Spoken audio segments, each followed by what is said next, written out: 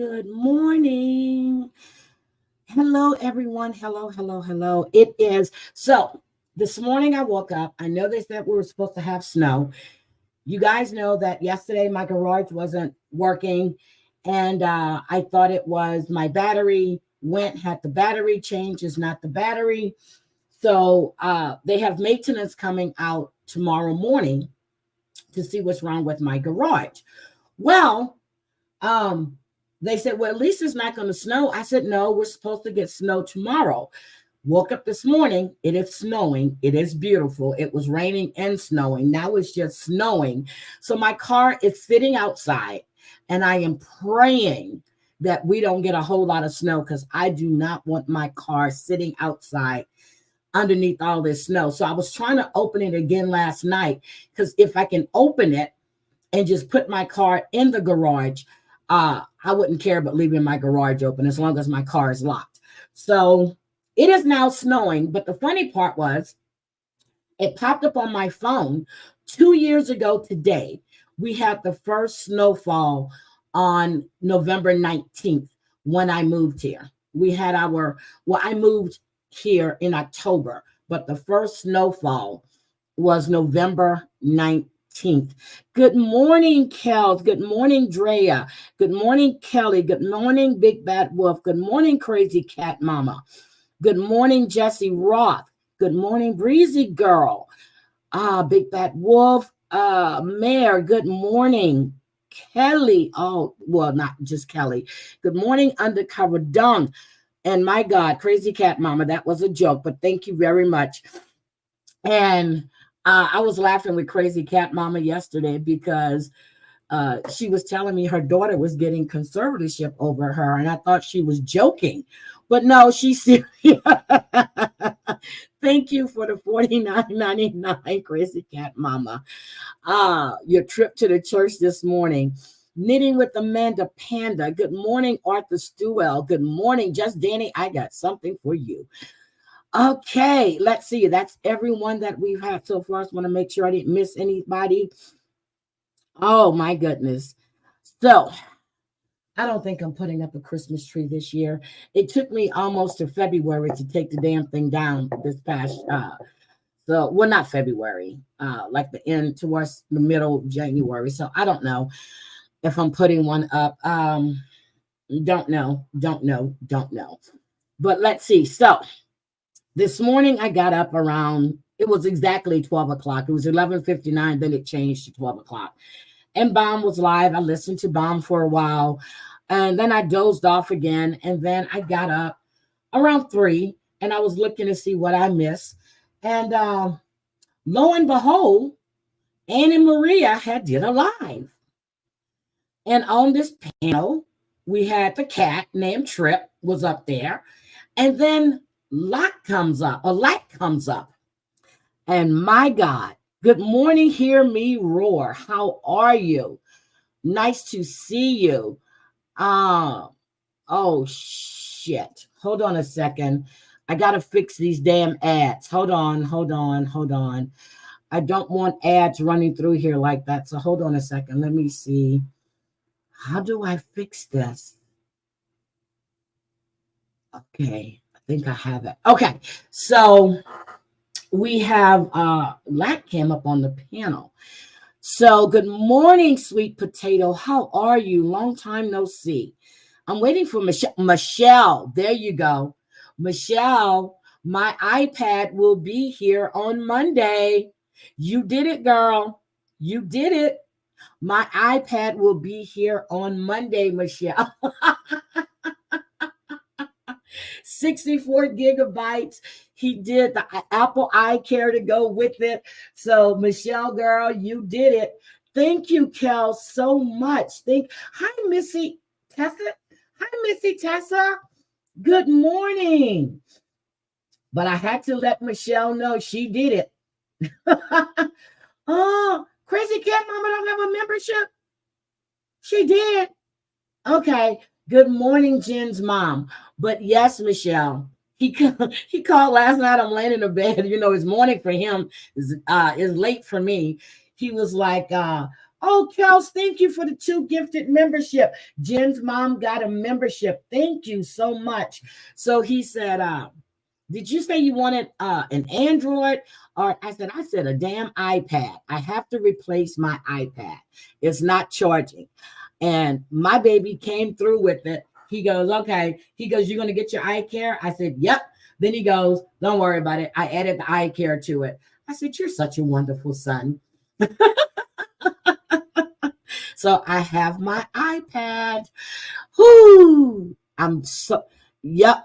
And so I was sitting there going, well, now I got to talk to my other 2 sons. Let me see what else I need. I got to talk to them and see what else I need. They normally send me gift cards because they know I love shoes. I love to go shopping. So they already know that. I know. And he said, nope, I'm not buying you an iPad. Nope, I'm paying attorney fees. Nope. I said, okay. And I didn't say anything about it. And then Michelle, well, I did yesterday. And then Michelle said, your mom really needs an iPad. And he broke down and got it. So I have it. It'll be here Monday. Okay. I'm going to bring on, well, I have to have one on the phone because he can't come on. And then I'm going to bring the other one on, Michelle. So we're going to talk about what else I want so you can make him feel guilty. Okay.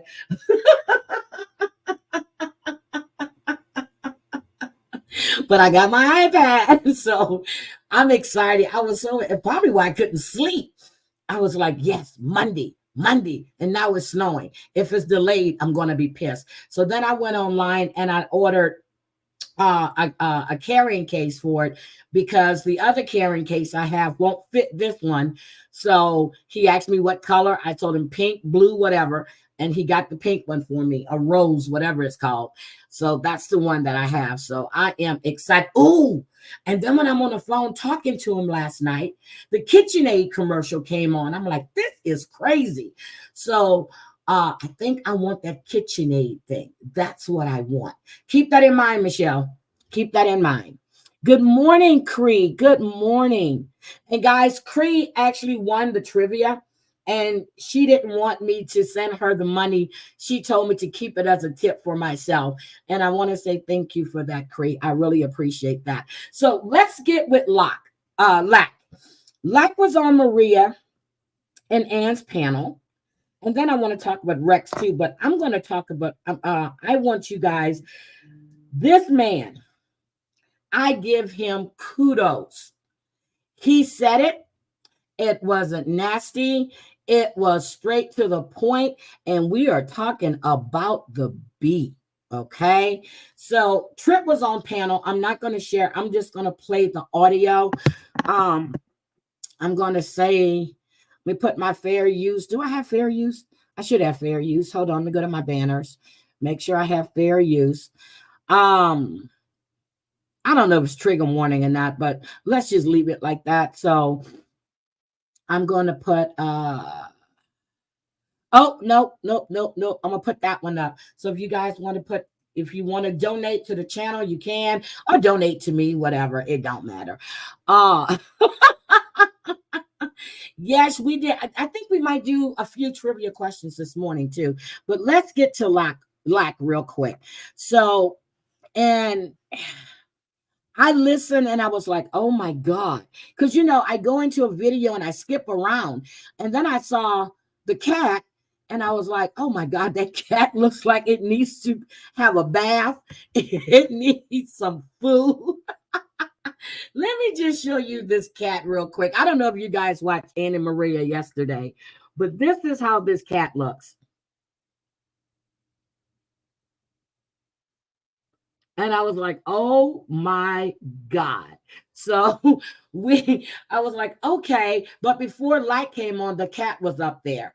So let's just play this. Now he's speaking about the bee. It keeps getting longer, and that's the thing. It's like, hold on. It's like you said, the hold on.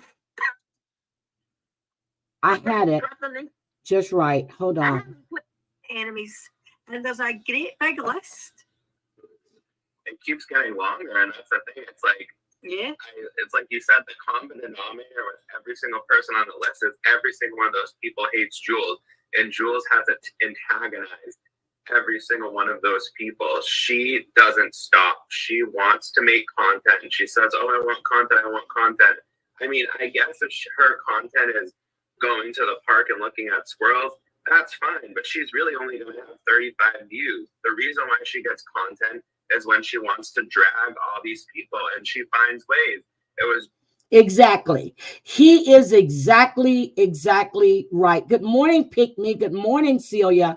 That's how she brings people into the chat, because she wants to drag people. I want her to do, even when she did that interview with the cat rescue or the dog, whoever that guy was, she talked over him the whole damn time. She made it about her, and she wouldn't let him talk. And I just said, "Oh, can't watch this." So hold on.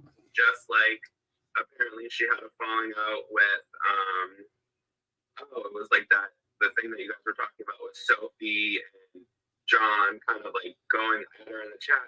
She did exactly what she did. She wouldn't go up on panel. She wouldn't address John. Nope. She goes, "Hi, let's go." She goes to her YouTube and then she goes, "Oh, I'm not gonna drag John. He's stressed. I'm just gonna give him a little spanking." Okay, Jules, come on. Like, we know what you're doing. You're trying to cause drama. If you were really worried about John being stressed and overwhelmed, we're not dragging him, but you called me a liability. You called me Section 8, blah blah blah. Like, Jules, you're not giving him grace if that's what you want to do. And I don't want to give John grace, so I'm happy you called him out.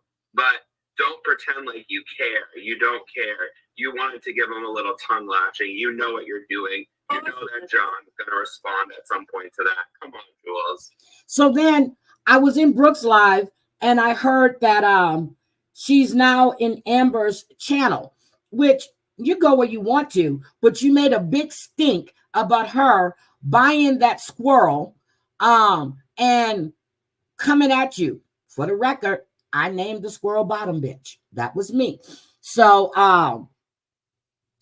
can't be moved closer to the mic or turned up. Hold on a second. Let me turn it up.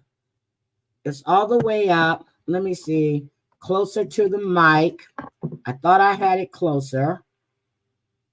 Okay.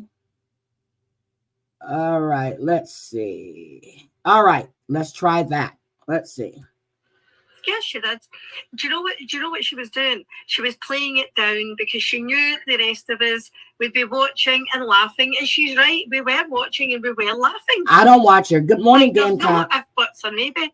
It was a shit show between the three of them. Good morning, and it was funny as hell to watch. And I enjoyed it. I enjoyed Jules running, "Let's go, guys. I'm out. I'm out." The usual, "I'm out." And of course, you got Sophie whimpering like a bloody cat that's just been, Trip, that's just been slapped. And you've got John slurring his way out the door. It was just a shit show, but it was funny for me. And this is the other thing, is that Jules goes, "Oh, if you don't talk about me, I don't talk about you." Well, I haven't been on YouTube in a week. I've been in Mexico. I haven't even been checking in. And now there's 3 AI videos where she says I'm getting worse, that I'm hiding all the Thorazine, blah, blah, blah. What? I'm not talking about you, Jules, because I don't care about you. You're so insignificant to me. Ooh. If I were you, I would be so embarrassed about my life. You're as old as my mother. You have nothing to go for yourself. You live in a studio apartment. You have no job. You hang on to your trauma. The thing that you're waiting for is for your pimp boyfriend to get out of jail so you can get back with him and maybe get an episode of Love After Love. You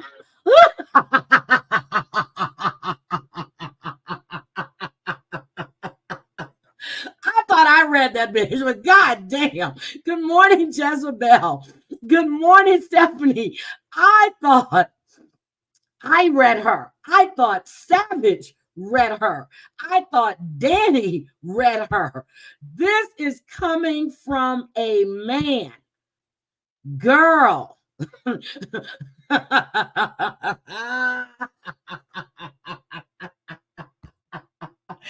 Good morning. Drop the mic with Maria and Ann. I don't know if it's Ann or Maria, but good morning. My God, he read her. I'm telling you, when I got to that part when he was talking about writing her name on the arm, I said, oh no, we're going to have to listen to this together because he hit it on the he hit the nail on the head. I'm like, damn. Good morning, Jennifer Positivity. Oh, it's Maria. Hi, sweetie. Hold on. I mean, my God.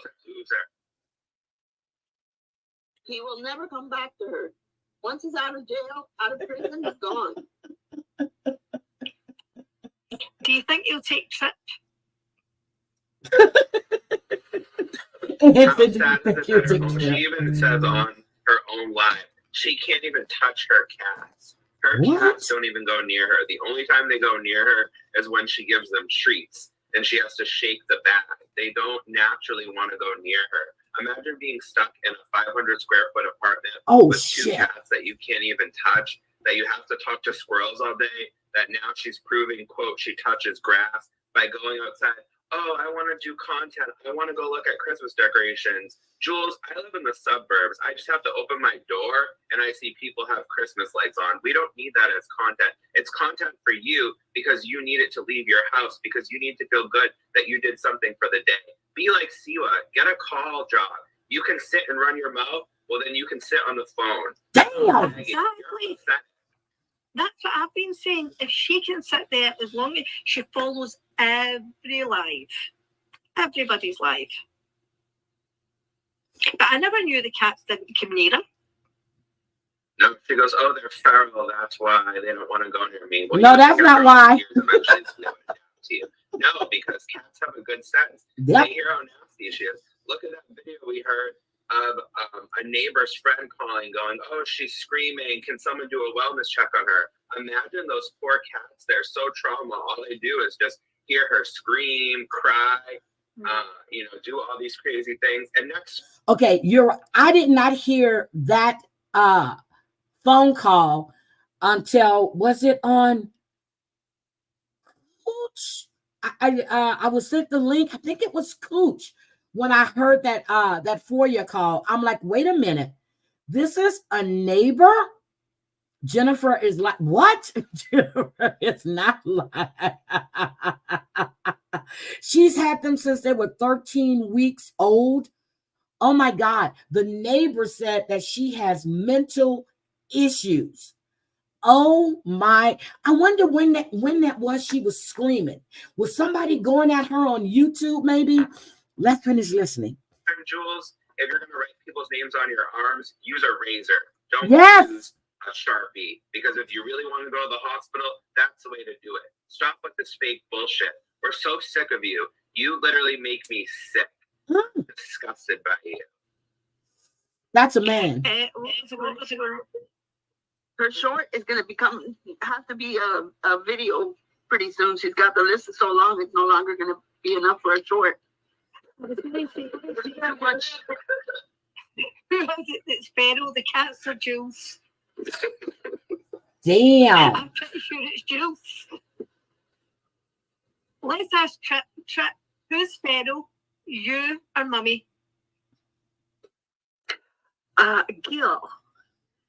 Gil is Pharaoh. Good morning, Stacey. And that's the funny thing to me too, is that she doesn't remember who she tells all these stories to. So it's like, I believe that she did that to this Gil person. Like, I think she tells people in like heats of the moment, like you had said before, Anna, she would like tell you things and send these raging videos and cry, and then she deletes them, but she forgets what people remember. So like, I believe she probably said that about the Portillo family. I believe she probably said that about Gil.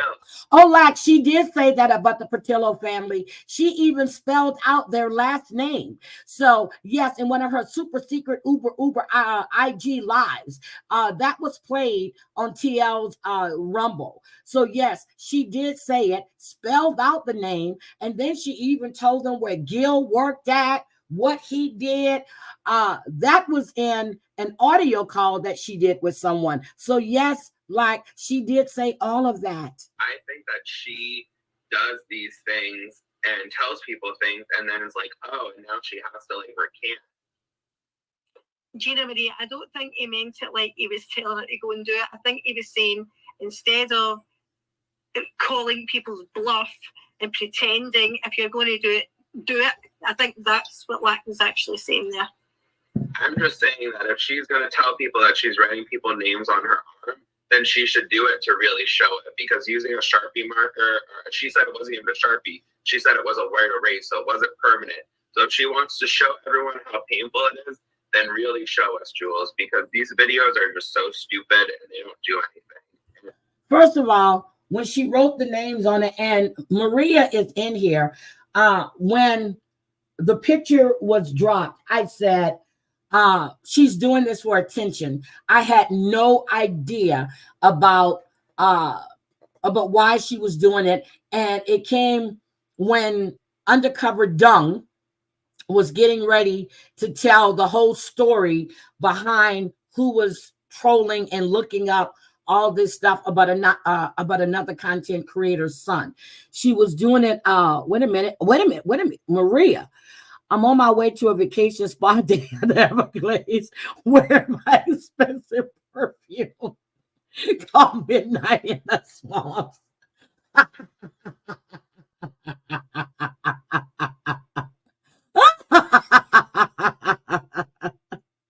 Oh my God. Good morning, Good morning, Stacey AB. Oh, I need to get some of that.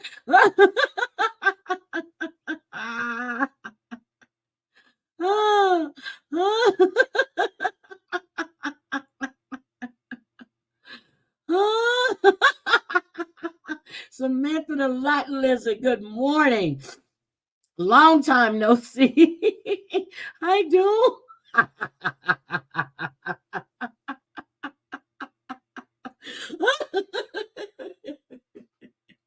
I'm sorry. Okay. All right. Okay. Let's get back to life. Hold on. Damn, Maria. I need to get me some of that perfume. Yeah.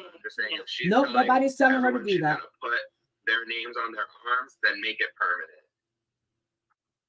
I mean, seriously, I'm glad she didn't hurt herself, but that day on June 9th, she wrote that marker thing. She sent me and a few other people the same picture of the marker thing, and I'm like, is this real? Is it not real? Like, I don't know.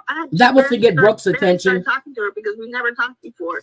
So why do you do that? And then I find out later that it was like 45 minutes later that the police went over there and she was sitting there in her apartment.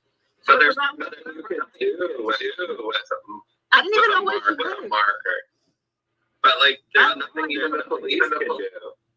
If the police go there and someone has marker written on their arm, what can the police actually do? They can offer to take her to the hospital, but they can't mandatory like take her away. She wrote someone's names on her arms. Like, what do you want someone to do about that? It's like, are you okay, ma'am? Why don't you go wash your arms in the bathroom? Go take a shower. Like, watch a show or something. Calm yourself down. Like, what can the police do? They can't do anything about that. That's not a threat. She messaged me the next morning. I reached out when I heard that. I said, I hope you're okay. We hadn't spoke for a long time. I said, I hope you're okay. The next thing, she's sending me photographs of inside the hospital, the clock, like just random pictures. But then started complaining how the person in the next bed's got COVID and this is going to be a problem. And I'm thinking, you are there for your mental health. The last thing you're going to be thinking about is what's wrong with the person in the next bed. Like, if you're seriously mentally unwell, that's not going to be your concern. You know, like, I found that weird.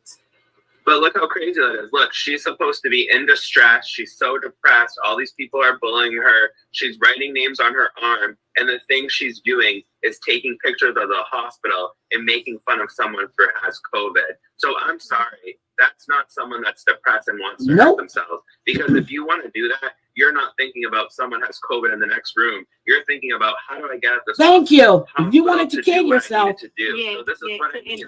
If you wanted to kill yourself, you got somebody laying in the bed right next to you that got COVID. Go lay next to him. This is LAC when he was on Maria and Ann's panel yesterday. And he is breaking Jules the bug down. He's breaking her down. And this is coming from a man's point of view. Doom, I know that you probably have a lot to say about that as well. So if anybody wants to come up, I'll drop the link for you. Hold on. This woman, I mean, even in a moment where she's in crisis, is finding ways to drag people. This is what she does. She has comments about everyone's life. Jules, look at yourself. You said you're in therapy. Be honest with your therapist. Does your therapist really know that you go in a B filter, that you make videos for 5-6 hours, then you go on Instagram and do another 2-3 hours talking about people for hours and hours and hours, just how you don't like this person and this and that? It's like, what about you? When do you talk about yourself? When do you talk about getting better? Did you talk about how you grieve your mom's death by going on panels and talking about people? Like, that's not healthy grieving. Any therapist is going to tell you that. I just don't understand how you keep wanting to reassure everyone that your mental health is stable the way you have. No one is content creator. Even Jen, who was one of the most crazy people in the world and is really mentally ill, can see that you're not stable. I mean, who are you fooling? You're only fooling yourself. If you want to get healthy, then really be honest. Because this, yes, you can use YouTube as a way to cope and get away from reality, but you're taking it to the next level. And honestly, like, no problem, man. Got you, Breezy. Because you've created this fake world. Please don't bring up her name. Like this mentality, this mob mentality. I mean, it's insane. I think you're more delusional now than ever. You need some serious help. So YB said, would a therapist recommend someone to go on longer and longer to start trouble? I'm not sure that's a wise decision recommendation. Would a therapist recommend someone to go on longer and longer? His name is, he's under LAC J08 or something. Yeah, that is LAC. Oh, all right, Doom. I'm gonna drop the link for you, but don't mention our girl's name, please. Hold on. Let me drop the link, and then we're gonna finish with this. LAC. Good morning, just another troll. Hold on, let's go back. I don't know what that means. I'm not a therapist. I just think that. No, he's not a therapist. That's what she thinks she's being clever with that little AI video. But what I saw was the list of people you have turned on. And it can't all be all of those people. You've got to feature in that somewhere.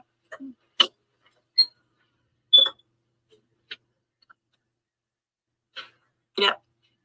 I think that's. And if we all heard January the 9th once, we heard it a million times. She made that a significant day.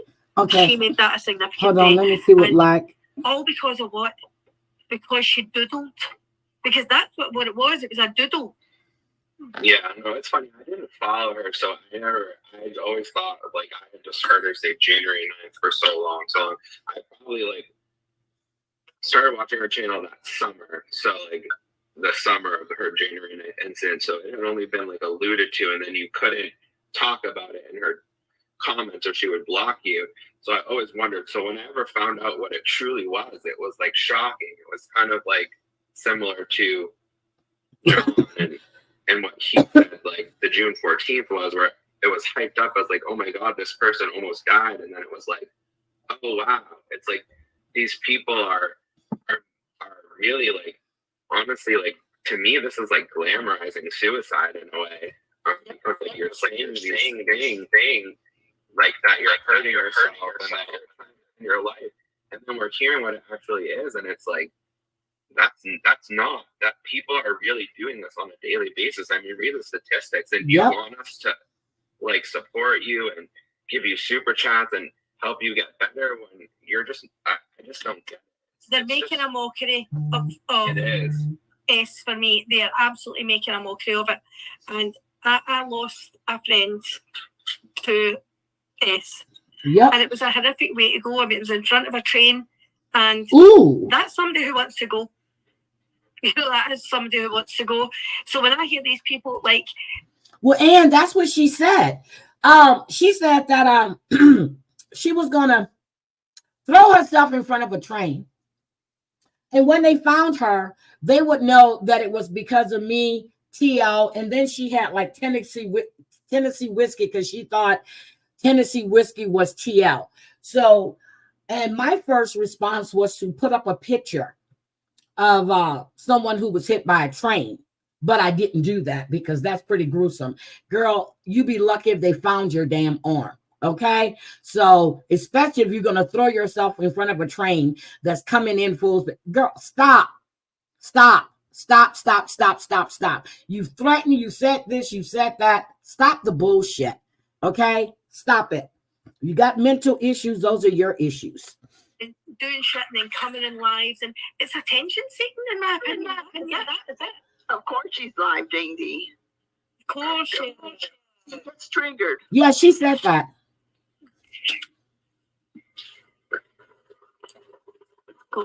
Oh shit, just another troll. You're TL too. Make it perfect. It was, and I told Maria that. And Maria was like, well, I don't want nothing to happen to her. I said, she's not going to do shit to herself. But again, she's been in here listening. This is what she does. So, Doom, I dropped the link for you. I don't know where you're at. Darkness, I agree. Absolutely. So, but that's what LAC had to say. And unbelievable. It's just so crazy. I just never met anyone so sick. Like, what? Yep. And she's sick. Yeah, absolutely is. Well, absolutely is. But then you get okay. So this is what LAC had to say, and I don't know if he had any more to say, but I don't want to play all of Maria and Ann stuff, so you guys can go watch that. But I just wanted you to hear what LAC had to say. Good morning, Just Doom. Hello, Heidi. How are you doing this morning? I'm doing. Why do your voice sound so different, Doom? I don't know. Now that's the voice I heard right there. Okay, how are you? I have to say this. I could be better, but yeah, things are going smoothly. But I have to say this, okay? Okay. If any of you were here a few months ago, and I'm surprised Savage didn't pick this up along with you, but you remember a couple months ago before the Cincinnati wacko went to jail, Bug would always get on her case about going to the therapist. Well, why didn't you tell your therapist about this? Why didn't you tell your therapist about that? You know, it's like the same thing that, you know, she's accused the Cincinnati wacko of doing. She's doing the same thing. You're saying you're going to therapy, but you're not telling your therapist everything that's going on. But Doom, yes, she did say that. But remember when she said she showed her therapist her in the bee costume and her therapist thought it was funny? But now she said, I heard it on TL's Rumble, that she never told, that she would never tell her therapist about her being in a bee costume. So you lied. Yeah, exactly. You know, I've been kind of like back and forth in the background. You know, I don't have a computer yet. I'm still on my phone. So, you know. Okay. And it's just like, how can people sit there and not connect the dots? Do you actually think that if she told her therapist what was going on, everything would be hunky-dory? I've had therapists in my life. If I told my therapist that I was dressing up in a bee costume and I was fighting people online, do you think I would be here? No, I'd be, you know, somewhere else. But did you hear my live yesterday when I said Jessie Roth did a live and she said that the bee stated that it was kind of creepy or weird that Jessie had the bee up in the corner and she was dressed in the bee costume. I'm like, what the fuck? What? And like I told you yesterday, because I was in there and I said, she had a meltdown, a mini meltdown when I used the bee filter. She had a mini meltdown.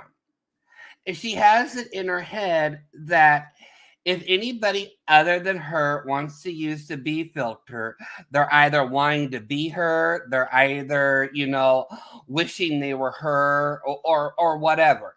It's like nobody wants to be you, Bug. Nobody wants to be you.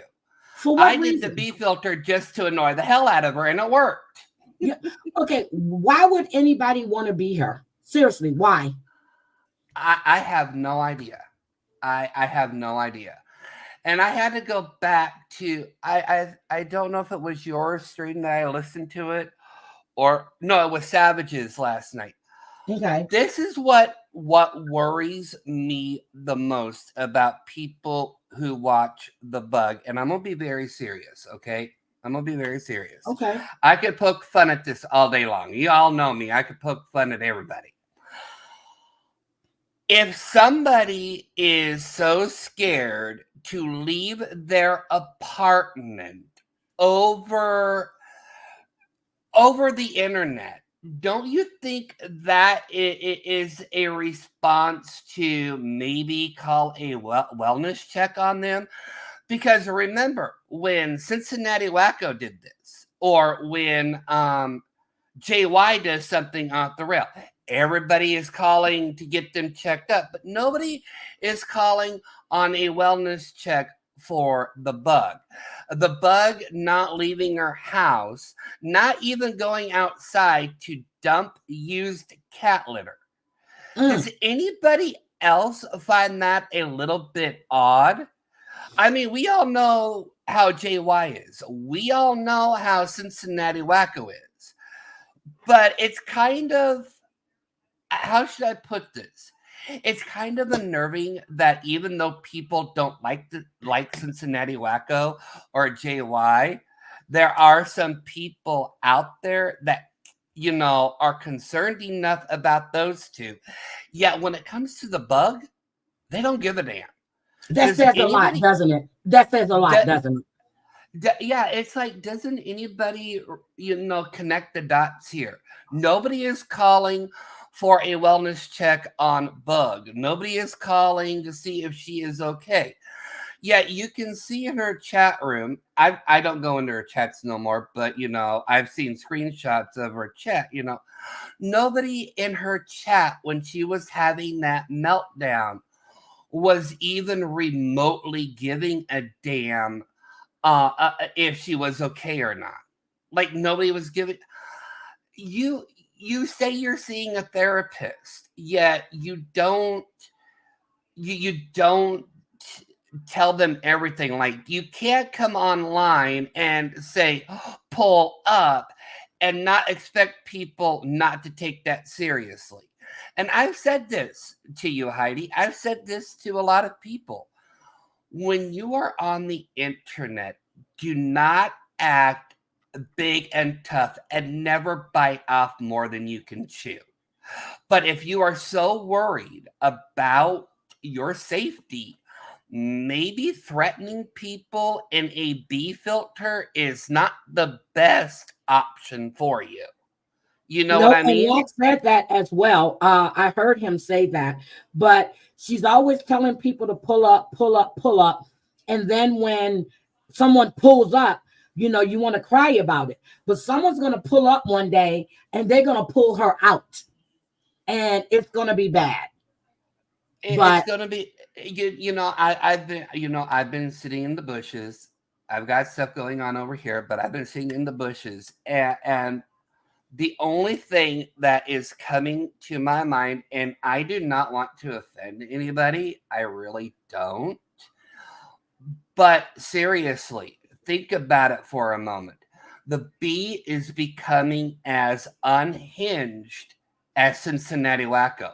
Hasn't anybody connected that? She is slowly They're two of the same.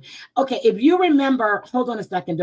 Like, if you want to come up, I just dropped the link. So if you remember when I went off on her on John Yates way back when, I told her she and Siwa and Jen, they're just alike. And I meant what I said.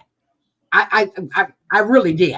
They are alike. They are just alike with the cries for help and, always want to threaten. And when someone takes you up on it, you want to run. When she told Kat, Marie's sister, to pull up, Kat was in Chicago at Trump Tower. She never showed up. I'm like, wait a minute, what? The other thing that I find very offensive, and this is just offensive to me, you may not find it offensive, but I find it, but I keep finding it offensive that she keeps bringing up the fact that a black car parked outside of her house, and she kept linking that to you. And it's like, okay, you told, it goes back into that, you told Heidi to pull up. But if Heidi was going to pull up, do you actually think she would sit in her car? Nope. And just sit there? Nope. But the funny part was, at the time, well, I had just traded in my black BMW. And she didn't know I had a black car. So I laughed. I'm like, wait a minute, what? Maybe she knew. I don't know. But I was like, I haven't had a black car in about 4 or 5 months. But, I just, it just, she is spiraling out of control. And it just, I could, like I said, I could make fun of her all day. And I have made fun of her. But it's just like her delusions are becoming grandeur. I remember listening to a clip, and I can't remember where I listened to that clip from, but she was on her IG at the time, and she was trying to link this vehicle to Savage. And I'm like, how can you link that vehicle to Savage? Savage ain't even there. How are you going to link that Savage is following you around Chicago? I don't know. Hi, LAC. Welcome. LAC, you called her completely out. And I said, kudos. I had to put that up there. Kudos. Now, why is she targeting you, LAC? I'm not really sure. It was like I said, it was funny. Like, I've been on vacation. It was just my birthday. I was in Mexico, so I've, like when you go on vacation, you want to disconnect. Happy belated birthday. Thank you. So you just want to like disconnect and be away from everything. So I was in the airport and I was like, just getting a lot of Instagram messages like, those AI videos are back. Those AI videos are back. You should listen to them. And all of a sudden I see that she put me as LACJY stalker, and she knows that's like a trigger for me because he tried to lie before and say that I was obsessed with him and had a crush on him or whatever, because I was one of the people that used to be on Lada's panel, and I had said that I thought he potentially had some substance abuse issues. And since then, he's targeted and hated me and shifted it to that I was an obsessed stalker who wanted to be with him. So I'm not sure why she added me to that list. I've never liked her. I've questioned some of the things she said before, and she used to say that I was like edgy, and she had to be cautious of me in her chat. And then one day she was talking about being on the psych unit, and I just said, well, that's really not an accurate depiction. In the past, I had talked about what I did for work, but I'm not going to do that anymore because people on here were crazy and trying to do all this stuff. So anyways, she knew that I knew what she knew about me. So I had said, that's not true. And she went crazy on me and blocked me. So since then, I just, you know, like other people, call her out on her inconsistencies and the fact that she's a know-it-all. So I guess last night she went live. She saw that I was on Maria's panel, and said that she's going to keep adding me to the AI videos, and she's doing it because she knows it gets under my skin. And like I said, you're really irrelevant to me, Jules. It's not getting under my skin. I addressed you that time. I think people can see what I think about you, and I'm not going to keep addressing you. Oh my goodness. So because you have an opinion, she's going to keep adding you to the AI videos. But I heard, I think it was Ann said that she's talking about Thorazine and that you were hoarding all the Thorazine. I thought TL was the one that had the Thorazine. I think she said that because I said, like, they don't even use Thorazine. They rarely use Thorazine on psych units anymore. It's a very old medication.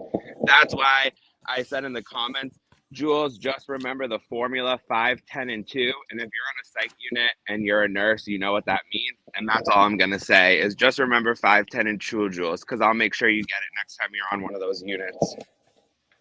Oh, I didn't know, but when I'm serious, when I saw that, oh my God, Maria changed her avatar. I just can't believe that she keeps adding to that list. If I had, I would ignore it, but you keep open your mouth and you insert your foot. Yeah, I mean, that's what she was saying last night. Like, she wanted to ring my bell, so she did. I went off. I had what I said to say.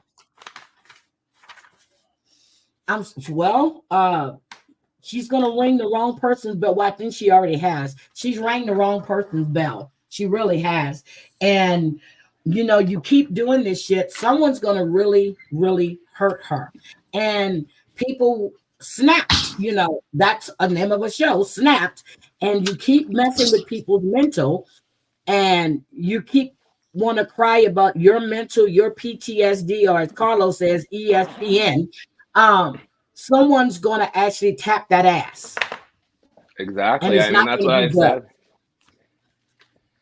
That's why I said that last night. I mean, like, she's getting close. People are on her street at this point. Like, someone got to her door. Like, she is playing with fire, and she keeps saying, don't go real life, don't go real life. Like, you can't hide behind a B filter and say, because you're in a B filter, that it's not real life. No, you are ringing people's bells. You're making it real life. Like, if you want to have content about decorations and squirrels, then that's your content. But why are you talking about people while you're doing that? Even last night, her new thing, she found some clip of she always finds clips of vulnerable women that seem to have mental illness and substance abuse issues.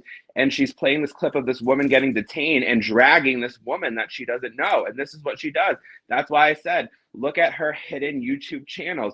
She has a history of grooming women that are vulnerable and making fun of them. The videos that are in the background, it's her laughing at this drunk woman falling over. I saw that. She's high. I mean, this is what she does. She grooms women, and there's evidence of it. So what more do people need to know? Yep, I saw that because when you told me about the link, I went to look, but you can see her silhouette. And I don't know if you paid attention, but she was not small, and that was what, 2 years ago, 3 years ago? No, I don't even know how long those. I think they're older than that, to be honest. I think it was before. Okay, I'm gonna have to go back and look at the date. Her weight loss surgery, but she even.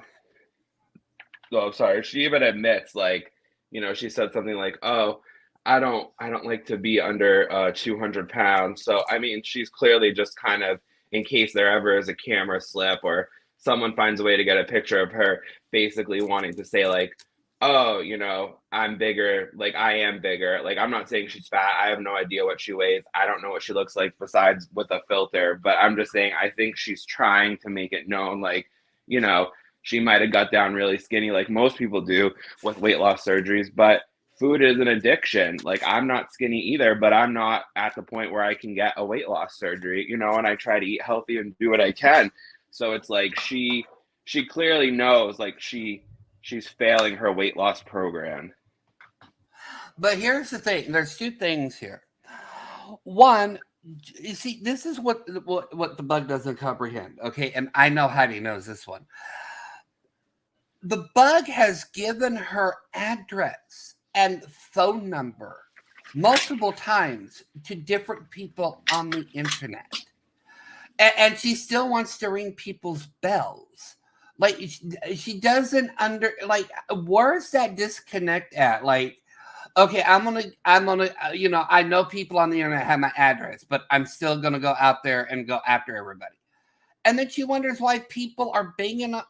You can't do that. If you are so afraid of people banging on your door, knowing full well people on the internet have your address, they have your phone numbers, you would think that you would sit in the corner and just shut the heck up for a while. I'm like, people are driving around her house. People know where you live. Do you not think that someone's going to catch you outside one day? Yeah, exactly. If people knew where I was at, full well, do you think I'd be on here, going, pull up, pull up, pull up, I dare you to show up at my door? No, because you don't know who is going to show up at your door. Nope. Fun fact. Here's a fun fact. And I've been watching a lot of YouTube lately. Oh my God, I need to stop doing that. I need to stop watching so much YouTube. But here's a fun fact. A person that is in Florida doesn't necessarily have to go to Denver, Colorado to whoop your butt. Fun fact, Bug. I could live in Florida and know somebody in Denver and have that person go over there and kick your butt for me. That's what she's not understanding, is you don't have to be in the same area to actually get somebody's address. You have family members that, you don't know these people's family members. You don't know anything about these people and what they're capable of doing when you're sitting there constantly talking about someone's family member, and doing the shit. Like when she said she couldn't wait to do a deep dive on Savage's family. For what reason? Savage's family has nothing to do with this. Hey, Denver. Mama Lovey, good morning. Savage's family had nothing to do with any of this. So I'm trying to understand, why do you want to involve her family members or anybody's family members? But if you guys remember, when they were going around with her mother's picture after her mother died, she had a hissy fit. But you want to talk about TL's mama. You want to talk about Savage's cousin who may have a DUI, a felony DUI. What does that have to do with Savage? Yeah, she kept talking about that, but she also was mentioning, I don't know if you remember when her number got doxxed by Code, and then she said it was, she compared it to when she was AR'd. And to me, like, that was one of the most disgusting things I ever heard, that she said that her number getting out, which she even said was a group of people that she knew that her and Code talked to, she compared that to being R. She was a part of a rank of people with her ex that she admits to putting her friend on Backpage, and then she talks about R and domestic violence. It's like, how can you side with people that are doing these things and then cry hypocrisy and call out people day after day? Oh, you can't talk about women, you can't do this. I mean, again, I have nothing against Tommy Soflo, but if she's someone who is an advocate for domestic violence and violence against women, then how can then you become friends with these people like MobTube and all this stuff? Like, again, she's so inconsistent. It's when it's convenient for her, and nobody calls her out on her bullshit and her lies except the people that she adds, and her videos getting longer because people are starting to see the inconsistencies now. People are done. They don't want this B saying all this bullshit anymore. Stop.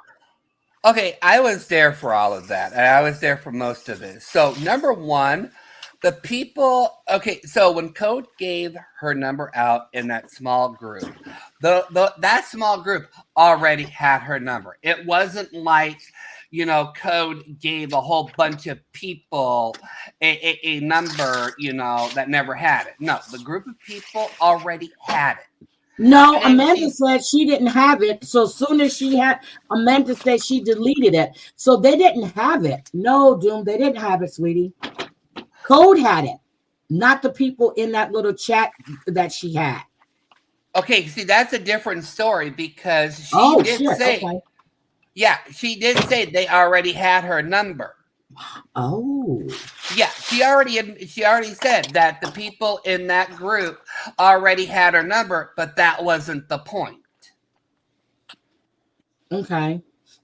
Number two, we already know, she already admitted that when she was with her ex, she even said this, it's public knowledge, she even said this, when she was with Glenwood, she would actually go out and recruit or bring girls back for him. She admitted that. It was on an IG live stream when she said that. But she's not a groomer. Well, not anymore.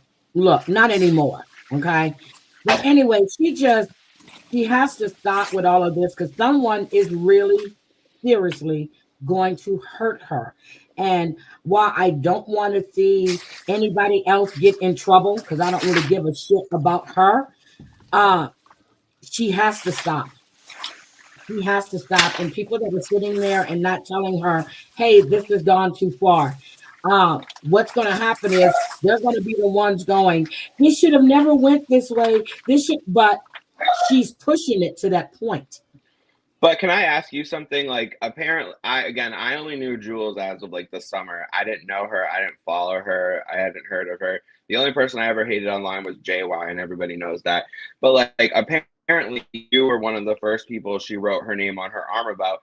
And then at some point, you guys come together. You, Terry Lynn, and Mims are like a panel and always, going on and being friends. How did it go from? I went on her hated panel you one time. So what happened was, this is when she said people were coming to her door because her information was put on some website or whatever. So I remember I was in Safeway and it was Mims panel, and I was listening, and I went up on panel and I said, Jules, I said, you already know our history. I said, but what was done is wrong. It was completely wrong. Same thing I said about them interviewing Siwa's ex. Same thing I said about her Glenwood sister being interviewed. It was wrong. But so I started watching because I thought she had changed behavior. So I'm gonna say that's different than what I remember, Heidi. Huh? That's different than the way I remember it. How do you remember it? Okay, so the way that I remember I remember the way that I remember it is when Sewer, I'm still gonna call her Sewer, okay, is when Sewer had that fundraiser for her friend's son who passed away. I'm not gonna get into details. And then one night it was JY, it was her, it was Ann, it was Maria, and they all called the family. And the night after, JY called her a liability, and that's when, I kind of stuck my foot out there going, wait, that's wrong. Why is she a liability? Just because she was like, don't call the family. Oh, I was in Vegas at that time. I heard about that from TL. He asked, how did I become, how did I start going back in her chats? So I was explaining what happened because, I thought, just like Savage did, that she had changed behavior. Then I just started watching her, and I would actually be in the chat and not saying anything for a while, and I would just watch her. Then I would type something in a chat, and I would watch her when she's on TL's panel. I would watch her when she was on T's panel. I just started watching her, and I remember telling TL, and I told T, I said, she hasn't changed. She's going back to her old ways. And I just started watching, and I wouldn't say too much. And I warned them. I warned both of them. I see what she's doing, and she's going back to her manipulative ways. So, and I saw that. And when all of this stuff happened, I didn't say a word. I never went out there. I remember when T wanted to go at her, I said, no, you're going to give her what she wants. I said, just ignore it. Still didn't say anything about her. All of a sudden, she starts throwing my name and shit. And that's when I responded to her, because I didn't say anything about her. I didn't care. I never said anything. I just said, don't give her what she wants. And I tried my best to ignore her. But she keeps coming and she keeps coming. So every once in a while, I feel like, okay, let's drag the bitch, and I'll just drag her. So, but were you guys talking? Were you guys talking like on Instagram and stuff? Like, were you friends again, or were you just like coexisting on YouTube? We were coexisting, but when all of this stuff was going on with her mom, I sent her a message because people were he was saying that she had to leave. I said, you need to protect your peace, nothing bad. Then one day we were backstage and she started talking to me and TL about all of this stuff, about the guy who had his wife to K herself because he was telling her she didn't do this, so this woman K'd herself. Then she told us about Glenwood's mother and his daughter being a prostitute on drugs, and she was locked up in jail. And I wasn't going to say anything about any of that stuff. And then I heard the live she did where she threatened to release whatever it was if TL and I said anything about our conversation. So that's how much I was paying her. She was talking so much. Talk. So I was listening, but I would have never said anything about that because this was about this man's mother, this man's daughter. So when she put it out there, I thought, oh yeah. And she said this, and this. Then she talked about Jenny Crafts. She talked about Sassy Susie. Get over. So, and I left that conversation and I told TL, I said, just like you heard what she was saying, I said she'll do the same to anybody else. And I warned her. Then I find out she reached out to a friend of mine to talk about TL. And my friend called me and told me what she was saying about TL. Oh, TL is back to her same old ways. She's doing the same shit. Now, mind you, she and TL were still friends or whatever. They were on each other's panels all the time, but she was still talking shit. She did. She brought that public first. She did. So that's how all of that started. But, and TL kept telling me she had changed. Mims kept telling me she had changed. And then when I heard Savage saying that she saw the changed behavior, and I said, yeah, I've seen some changed behavior. But no, it was just underneath that surface where she was going to try to manipulate, just like she's doing right now. She's going in all these people's chats who she's gone after, said all kind of horrible things about. Now you're in the chats making nicey nice because you have nowhere to go, and you'll do the same thing. Now, and that's why, that's why I said last night, like about Sophie, well, I don't know about Sophie, but I know she and SoFlo were supposed to be so tight. She would never turn on SoFlo. The minute he started, I understand, he started letting people back in the chats and stuff. She had a fit. She showed her childish ass ways again, and and from what I heard from Maria, SoFlo's numbers has gone up. But even when she and SoFlo were friends, she was on her private IG talking about the conversations that she and SoFlo had. So you have no loyalty to anyone. She has no loyalty to no one. And it's not even about loyalty. You have no integrity. Because if someone tells you something, that stays between you two. But you got to get in this private IG because you're super, uber private IG, which is not super, uber private, and tell everything that somebody has told to you. Just so you'll say you're in the know. Like this whole shit with Kevin. I get so tired of hearing about how he accidentally sent pics. No, you said, would you like to see her bare ass? That's no accident. Yeah. So all of that bullshit, and she's in this one's chat, and I understand she was in Sophie's chat. I was listening to Anna Maria and all the shit she said about Sophie. I'm just like, where is this woman's integrity? She doesn't have any. She was dragging this woman. She was just dragging her. So I'm just like, yeah, okay, yes. So it's like, it's crazy to me, but you do you, because no one should trust you. I keep hearing people say nobody should trust J Mac. I heard that on My Two Chronicles yesterday. No one should trust her because she speaks about everybody. She talks shit behind everybody's back. And I don't know if anybody remembers when she said, oh, guys, I don't have private chats because anything I have to say, I'm going to say here on YouTube. You're a lying bitch. You're a liar.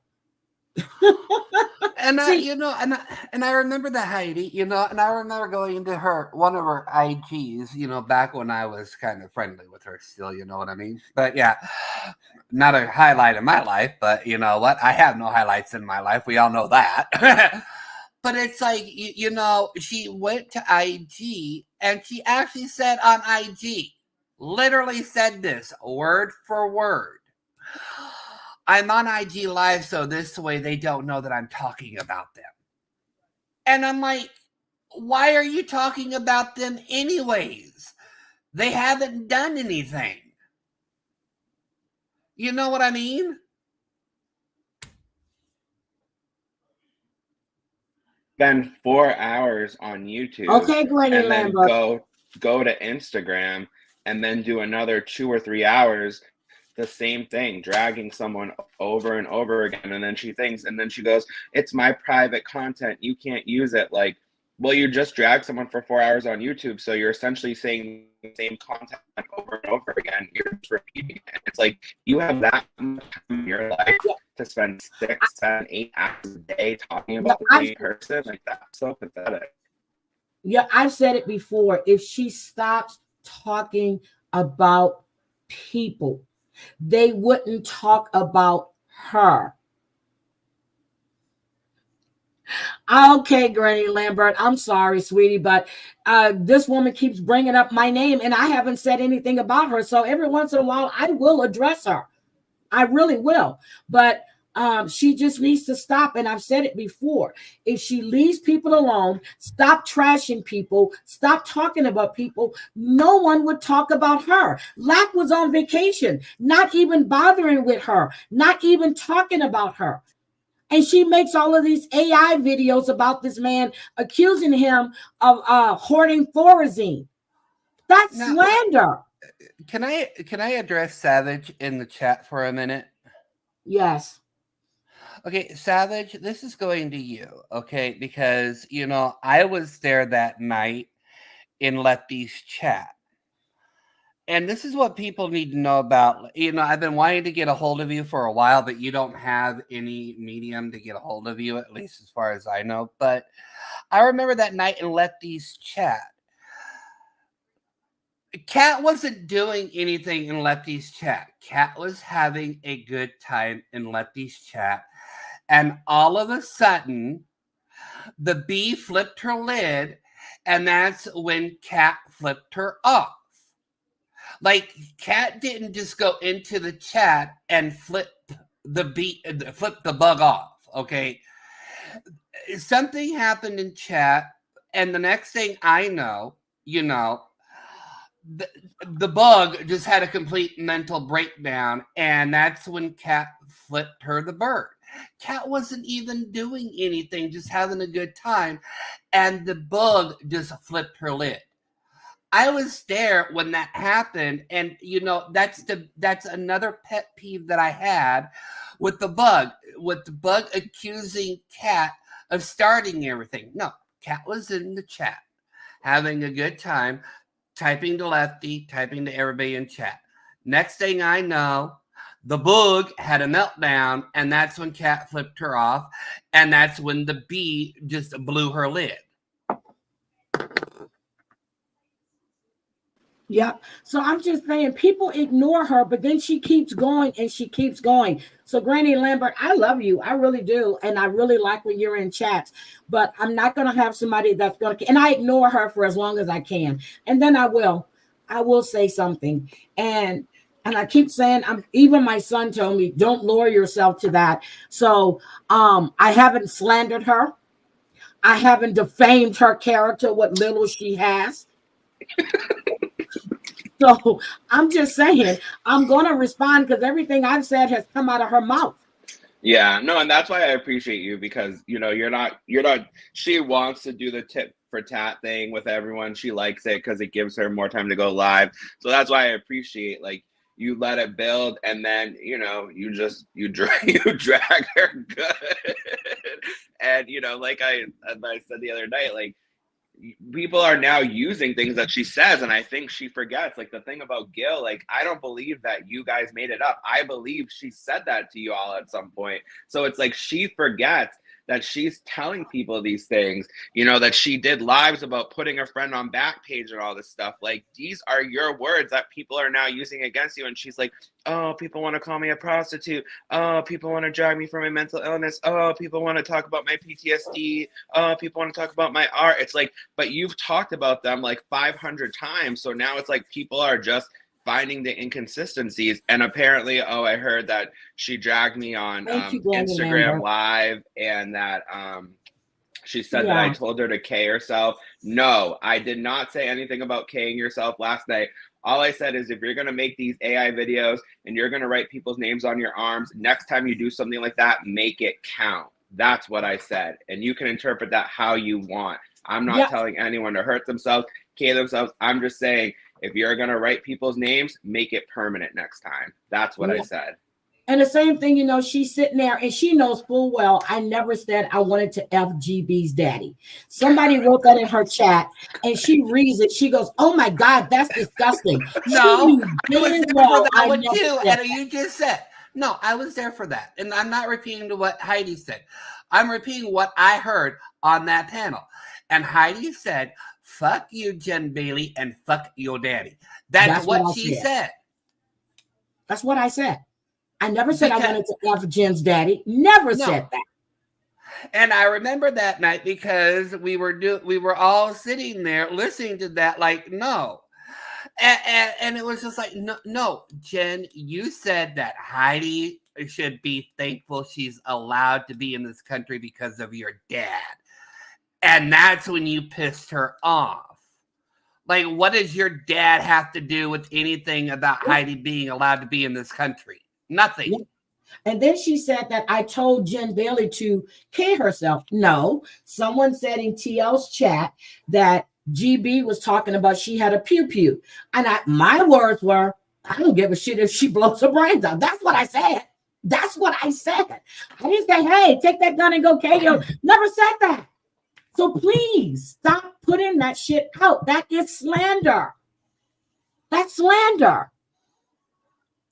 I've never said that. I know what the hell I say. And if I said it, oh well, but I never said that. Those are not my words. I'm serious. No, it's dangerous. It's very dangerous when people want to interpret other people's words. Like last night, I knew I was saying something that could have been controversial, but you know what I mean? Like, she wants to say, oh, I did this on purpose to ring his bell, blah, blah, blah. Well, you rang my bell. I said what I had to say. I know that you're going to keep putting in my AI videos. And guess what? I'll wait for 5 more weeks of them. And then maybe I'll say something again if I want to. But it really doesn't bother me. I know my life. I just spent a week in Mexico. I had an ocean view, walkout, private dip pool. Like, I'm living my life good, Jules. Like, I'm living a good life. I don't say I own my own home. I just got myself a brand new Volvo 2023 CX90. Like, please, you go ahead. I don't have to sit behind a computer and talk all day and cry about my life. I'm living my life and I'm doing it good. So, because when I told my son, when I first moved here, I was going to look for a townhome because I don't really want a house again. And he goes, for what? He goes, you still have to do the maintenance. You still have to do this. You got to pay for your own maintenance. And, I listened to him a lot. And, well, but all of them, to be honest. And he was like, so who? I said, well, I'll just pay somebody to do this. He was like, no, you're good at what you're doing. He goes, so that when you get tired, you want to move someplace else, you'll just move. And I'm like, well, that makes sense. But when I told him about buying a house every place he went, when he was stationed someplace, he didn't listen to me. He was just, so now it's like, why are you going to buy a house? For what reason? So, it's like, oh, now you're going to use you're going to use my psychology on you, to me. So, I just laugh, but anybody knows me. When I address her, it's because I'm tired of her BS. And I try my best not to get angry and hit that live button, because I can say some nasty, vile shit. Everybody knows that. But see, this is what I hate about everybody, it just going around spewing this. If Heidi says something, Heidi owns it. Like if Heidi goes, well, yeah, I said that, she's not going to sit there and hide it. She's going to say, yeah, I did say that. And frankly, I don't care that I said that. She's done that before. Why would she deny saying something when she's owned everything she's ever said? That's what I don't get. Yep, and she goes, oh, and guys, Heidi told me to cut deep by the K. You got that right, you did. You gonna write my name on your arm, bitch. Follow up. Shit, follow up. I'm sorry.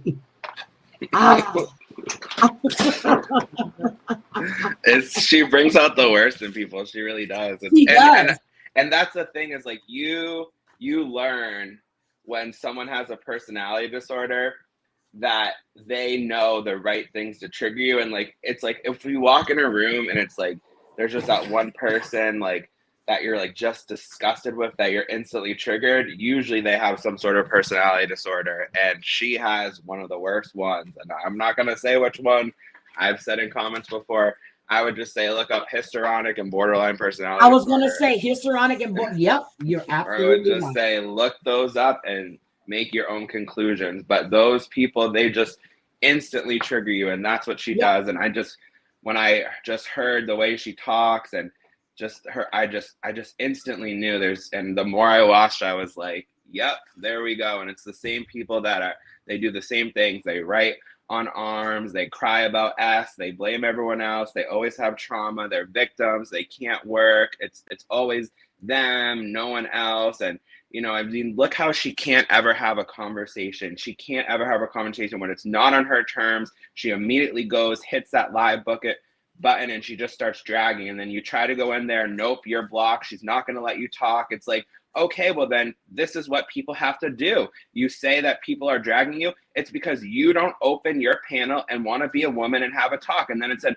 oh, a man can't talk about her, blah, blah, blah. Guess what? I'm going to talk about her. I don't care. Drag me, say whatever you want. It doesn't matter. If she's going to keep saying my name, I'm hoarding Thorazine. Like I said, if I'm going to give you a shot, Jules, it's not going to be Thorazine. It's going to be one that's going to knock you on your ass better than that, and it will shut you up for good.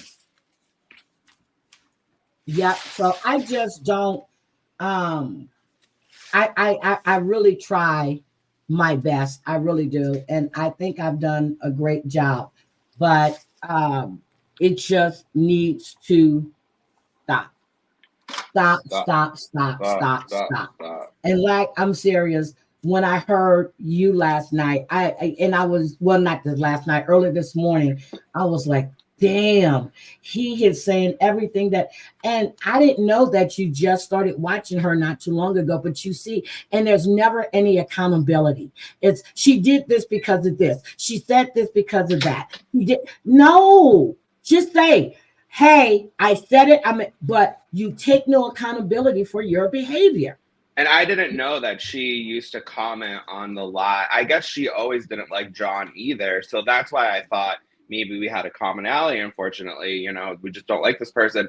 And I had heard, she had said that she knew who I was because she used to comment on latest panels. So clearly she knew like who I was, the stuff I talked about. But, you know, I had taken like a year off from YouTube just because I got busy with life. And I just, you know, I didn't care about the back and forth anymore. And now it's like, you know, she wants to play that game over and over again. So that's why I just always say, remember the formula, 5, 10, and 2. And those are the words I'll leave it at. 5, 10, and 2. But here's my thing. Who actually goes in someone's chat and watch everything that somebody says and have all of these screenshots? Who has time to do that? I don't know. I just think someone that doesn't have a job and, has no life. Yeah, but I'm good. See, and I didn't even curse her out today. Just tell her, just say to her next time 5, 10, and 2. And if you have 5, 10, and 2. just I think ask what Savage that might be doing means. something with that. Just ask what medication those align with, and they'll just be like, they'll know right away. It's That's what I was laughing for all the medical folks. They get it, and so it probably kills her that she doesn't know what that means yet. Yeah, but if you listen to people like Savage, and I was listening to Maria and Ann. I watched one of Cooch's videos. Well, no, 2 of her videos. And everybody's saying the same thing. If you stop talking about me, I have nothing to say about you. And that's what she doesn't get. No one is with her, it doesn't work because going. I've literally been on vacation for a week, and in that week, she did 7 videos where I haven't been on any channel, on any chat. Like, so this is what I mean. It doesn't work with her. She'll still talk about you. No, well, that's all she has, like EXO and Breezy. She is just, everything is about EXO and Breezy and TL. EXO, Breezy, TL. Everybody's working behind the scenes. No, I don't have time for that. I don't have time. Good morning, the Do Better podcast. We're talking about our favorite person. We're talking about our tickler. LAC, if you, and seriously, Doom too. Y'all need to check out his podcast. He really has, and he covers a lot of current stuff, not YouTube drama. He does a lot of good podcasts, and I really, when I'm in between meetings, and I'll go back and I'll do the replay. His content is excellent. It really is. Yeah, I'll definitely check it out. Anyways, thank you for inviting me. No problem. I heard that I got to be was a topic of the morning coffee. Yes, so you were. Had to peek in and see, and I had already had my coffee, so I got a second cup. So thank you. I had to give you kudos. I had to, and I think twice about putting people's name in my titles, but on this one, you deserve those kudos, and I'm serious. No, you spoke facts and truth. The live that you and Danny did, that really exposed everything. That opened a whole new light for me of stuff I didn't know. So I was like, one. And then the lies. Me and Danny were supposedly showing pictures and showing poses. If you want to see what I said, just go watch it. Don't assume anything. And to get on another panel and say this shit. And yeah, so I called your ass out, JJ, as for being a fucking liar. I don't take down videos. They're there. I said it. I stand by it. So, but anyway, thank you. Thank you for coming up. I really appreciate it. Have a good morning. Thank you, LAC. Have a great day. Bye. Doom, my baby. What else you have to say, sweetie? Going back on that, just what you just said, and I brought this up to you. You remember when we were all talking a couple months ago? I said this to you. I said this to Terry Lynn. I said this to Danny. This is a person who claimed she was AR'd by a mob family. Yeah, what does the first thing she do? She went to MobTube. You remember that? You remember that? And I said, that is so weird. And, the person that is scared to be around men, she can't work around men, but yet she's jumping on all these men's panel.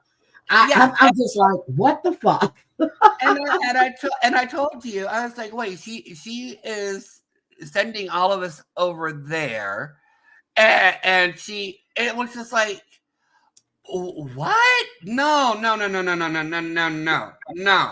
you don't do that. I'm just the other thing that I have a problem with is I'm over, because I did listen to this. I did hear it short. And I can't remember who she accused us, but JJ, for you to accuse anybody on this side as an addict or whatever, and Selfie Queen Cindy, you allowing your friend to actually say this when you are supposed to be a so-called a recovery person or whatever, you are the biggest hypocrite on this damn planet. How can you allow your so-called friend to accuse people of being something with little to no proof, while your friend JJ is sitting on panels drinking herself into a stupor? Does that not make sense to you? Because to me, that don't make sense to me. I mean, if I was an advocate for addicts or whatever, I would not be hanging around a person who makes a fool out of herself on live streams, on other people's panels. And I especially would not hang around somebody who willy-nilly accuses people of doing something when there is little to no proof of that. That's true. Doom, let me tell you what Just Troll said. I'm sure he's not reading chat, but please let Doom know how good it is to have him back on panels. Yes, and can I borrow your panel for a minute, Heidi? Yes, because you can. I know that you're wanting to know this. Okay, so I'm gonna clear the air here. Okay, because I know there's a lot of misinformation out there, and I know that while this happened, I wasn't, I didn't have the best internet when all this happened. I went to Missouri Monday afternoon in June. And Tuesday evening, my house caught fire. Now, I did not know my house caught fire until Wednesday morning when I came back home. I was 7 hours away when my house caught fire. So, going one way is 7 hours. Coming back again is another 7 hours. Okay, you need to figure out the map here. The math here, okay? I was nowhere near my home when my house caught fire. And I do want to, point this out, because I was investigated by the insurance company. I was investigated by the fire chief. They actually looked at my phone. They actually looked at my bank account to prove where I was. My house caught fire Tuesday evening, and the reason for the fire is because it was a short in the extension cord that I had my computer plugged into. Yep. So I'm gonna be like Christoph right now. Our thing was, why would you leave? And Doom, you can go watch my live because I spoke about it on my live. Why would you leave those animals all down, downstairs where they were like that? And okay, I'll answer that. I will answer that because I did have. That question was brought up by the fire inspector. I had 3 dogs. And I also had cats. Okay. But you remember, Zelda was my husky puppy. She was my baby. I could not allow Zelda to have full reign of the house because Zelda was still a puppy and she would go after the cats. Sometimes she would, get a little bit rough with them. Now, the basement, they were not just confined to like one room in the basement. They were, the basement was 800 square feet. Okay. So they had plenty of room. Okay. They were not confined to, just one room. They had the full run of the basement. I left them 2 bowls of food and 2 bowls of water in the basement for the dogs. I did the same for the cats. A lot of people ask why I left them there, or why didn't I bring anybody over? And Heidi, you heard this because I said on Terry Lynn's panel, and I've said this multiple times. I did not want the damn house. My house was already being foreclosed upon. I was given an option to check out a place in Missouri.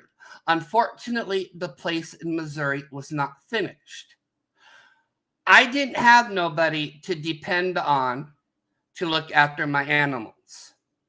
Okay. I didn't. My uncle was trying to get, the 401k for my mom's job. My aunt was in on it. I had no family to help out with that. I had no idea that me leaving, would result in something bad happening. I didn't. I've left my house plenty of times before, Heidi, to go shopping or whatnot. Nothing bad ever happened. But this one time, crap hit the fan. Did I want to leave my animals there? No. Did I have the money to go out and hire a pet sitter? No, I didn't. Okay. See, now when you said that, here is what I had an issue with. So I wasn't reading your community tab until it was brought to my attention. You remember how you would tell us that you're not well off, but you're comfortable and you did all of this. But then when you were putting things in your community tab, it was a contradiction to what you had already said and told us. So people had questions, Doom.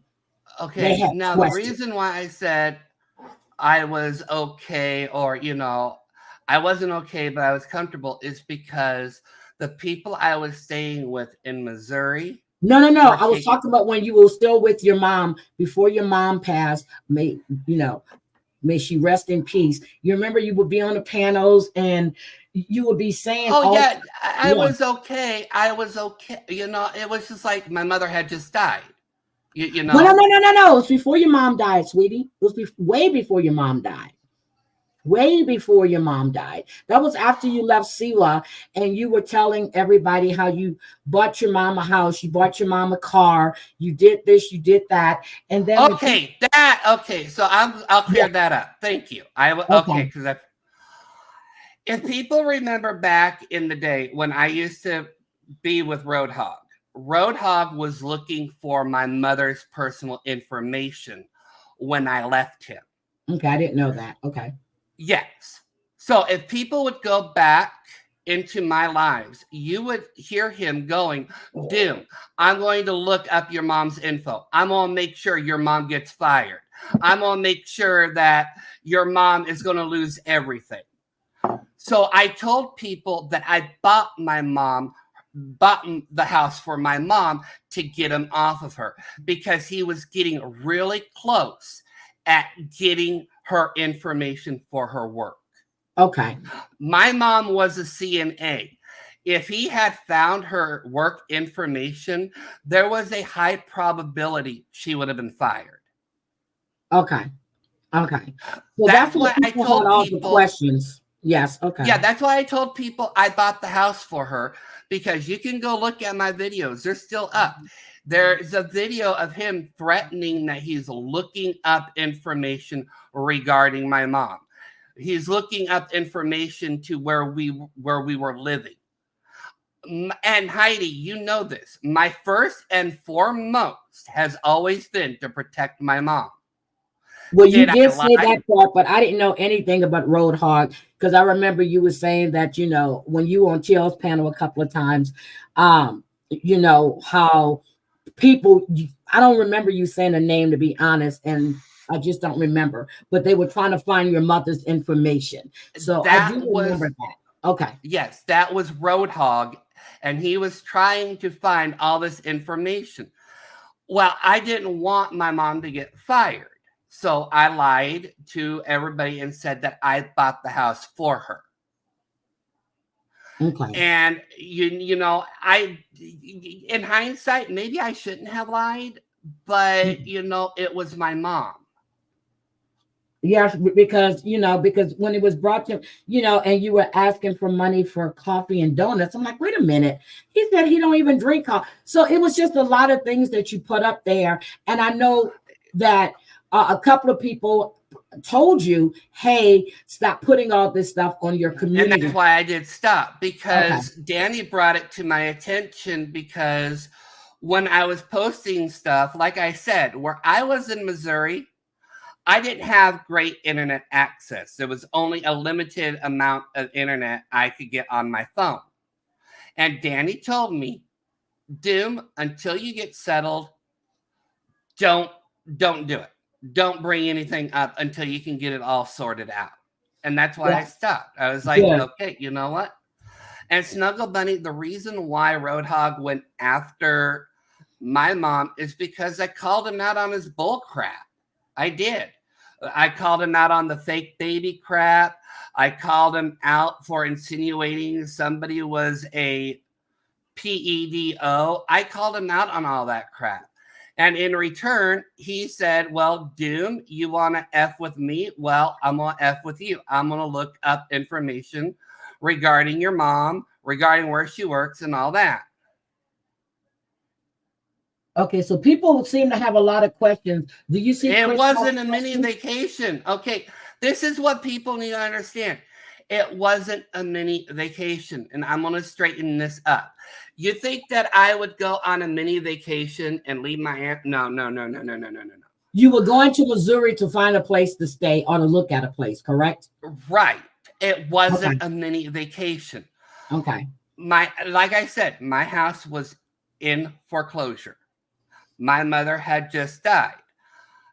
I'm still dealing with the aftermath of all of that, you know, with the life insurance and all of that. Okay. But like I said, even I never wanted the house, Heidi. You knew that. I didn't want the house. I didn't want it. You and your mom were looking at someplace else, and that was before your mom passed. And so that was way before your mom passed. You were like, you guys were going to look for something else. So right. I do remember because it was never a home. It was just a house to sleep in. But after my mom died, it was like, you know, no matter where I went, I just saw the ghost of her. And I told this to everybody. All I could see in every room was her. I get you. You know what I mean? Okay, I get you. But you know, it was just, and people had you know, I just went to Missouri, you know, to look at a place because, you know, I didn't want to stay in the house and I wanted something new. But I knew I could never afford, you know, and I guess a lot of people don't understand. There's more to owning a home than just paying a mortgage. You have to pay for the bills. You got upkeep and everything else. You pay bills wherever you go, but you have to have the upkeep for the house. You have to make sure you're maintaining the pipes, everything, especially where you were living, because you do get a lot of snow. You got to make sure the pipes are taken care of. If the pipes burst, you know, you're responsible for all of that. So you know, and this is what good morning, allegedly. You know, yeah. And you know what? And I tell people this all the time. Well, I've told a few people this. Losing my mom was one thing, but losing my animals was another. I didn't care, you know, that I lost, you know, the house. I didn't care I lost that I lost, you know. What I cared the most about was my animals. Zelda, Sheba, Tony. Especially those three were the worst to lose because they were the last birthday presents that my mom got me before she died. I understand. Literally the last birthday presents. I feel guilty every day that I had to leave them behind. But at that time, I was doing the best with what I had and what was given. Does that make sense to anybody? Yeah, Yeah, it makes sense. And yeah, so we're not gonna keep, because he has gone through not just one tragedy, but two tragedies. So, but people did have questions, and I'm glad that you felt comfortable enough to answer them. But if you want to see what was said on the live, I can give you the link so you can go take a look at it. And Terry Lynn said on her live that, and I'm gonna tell you, the only thing, Mayor sent me a message, and she said Doom lost his house and his animals, and I'm like, what? So of course, uh, it was all in the paper, so everyone went to see it. And then I don't know if you put it on your community tab or not, but you said you lost everything. The house had burned down. So I went and looking. I'm like, the house is still standing. The lights are on. Okay, Like, okay. So I want to correct this, okay, because this is what I did get confused at this part. So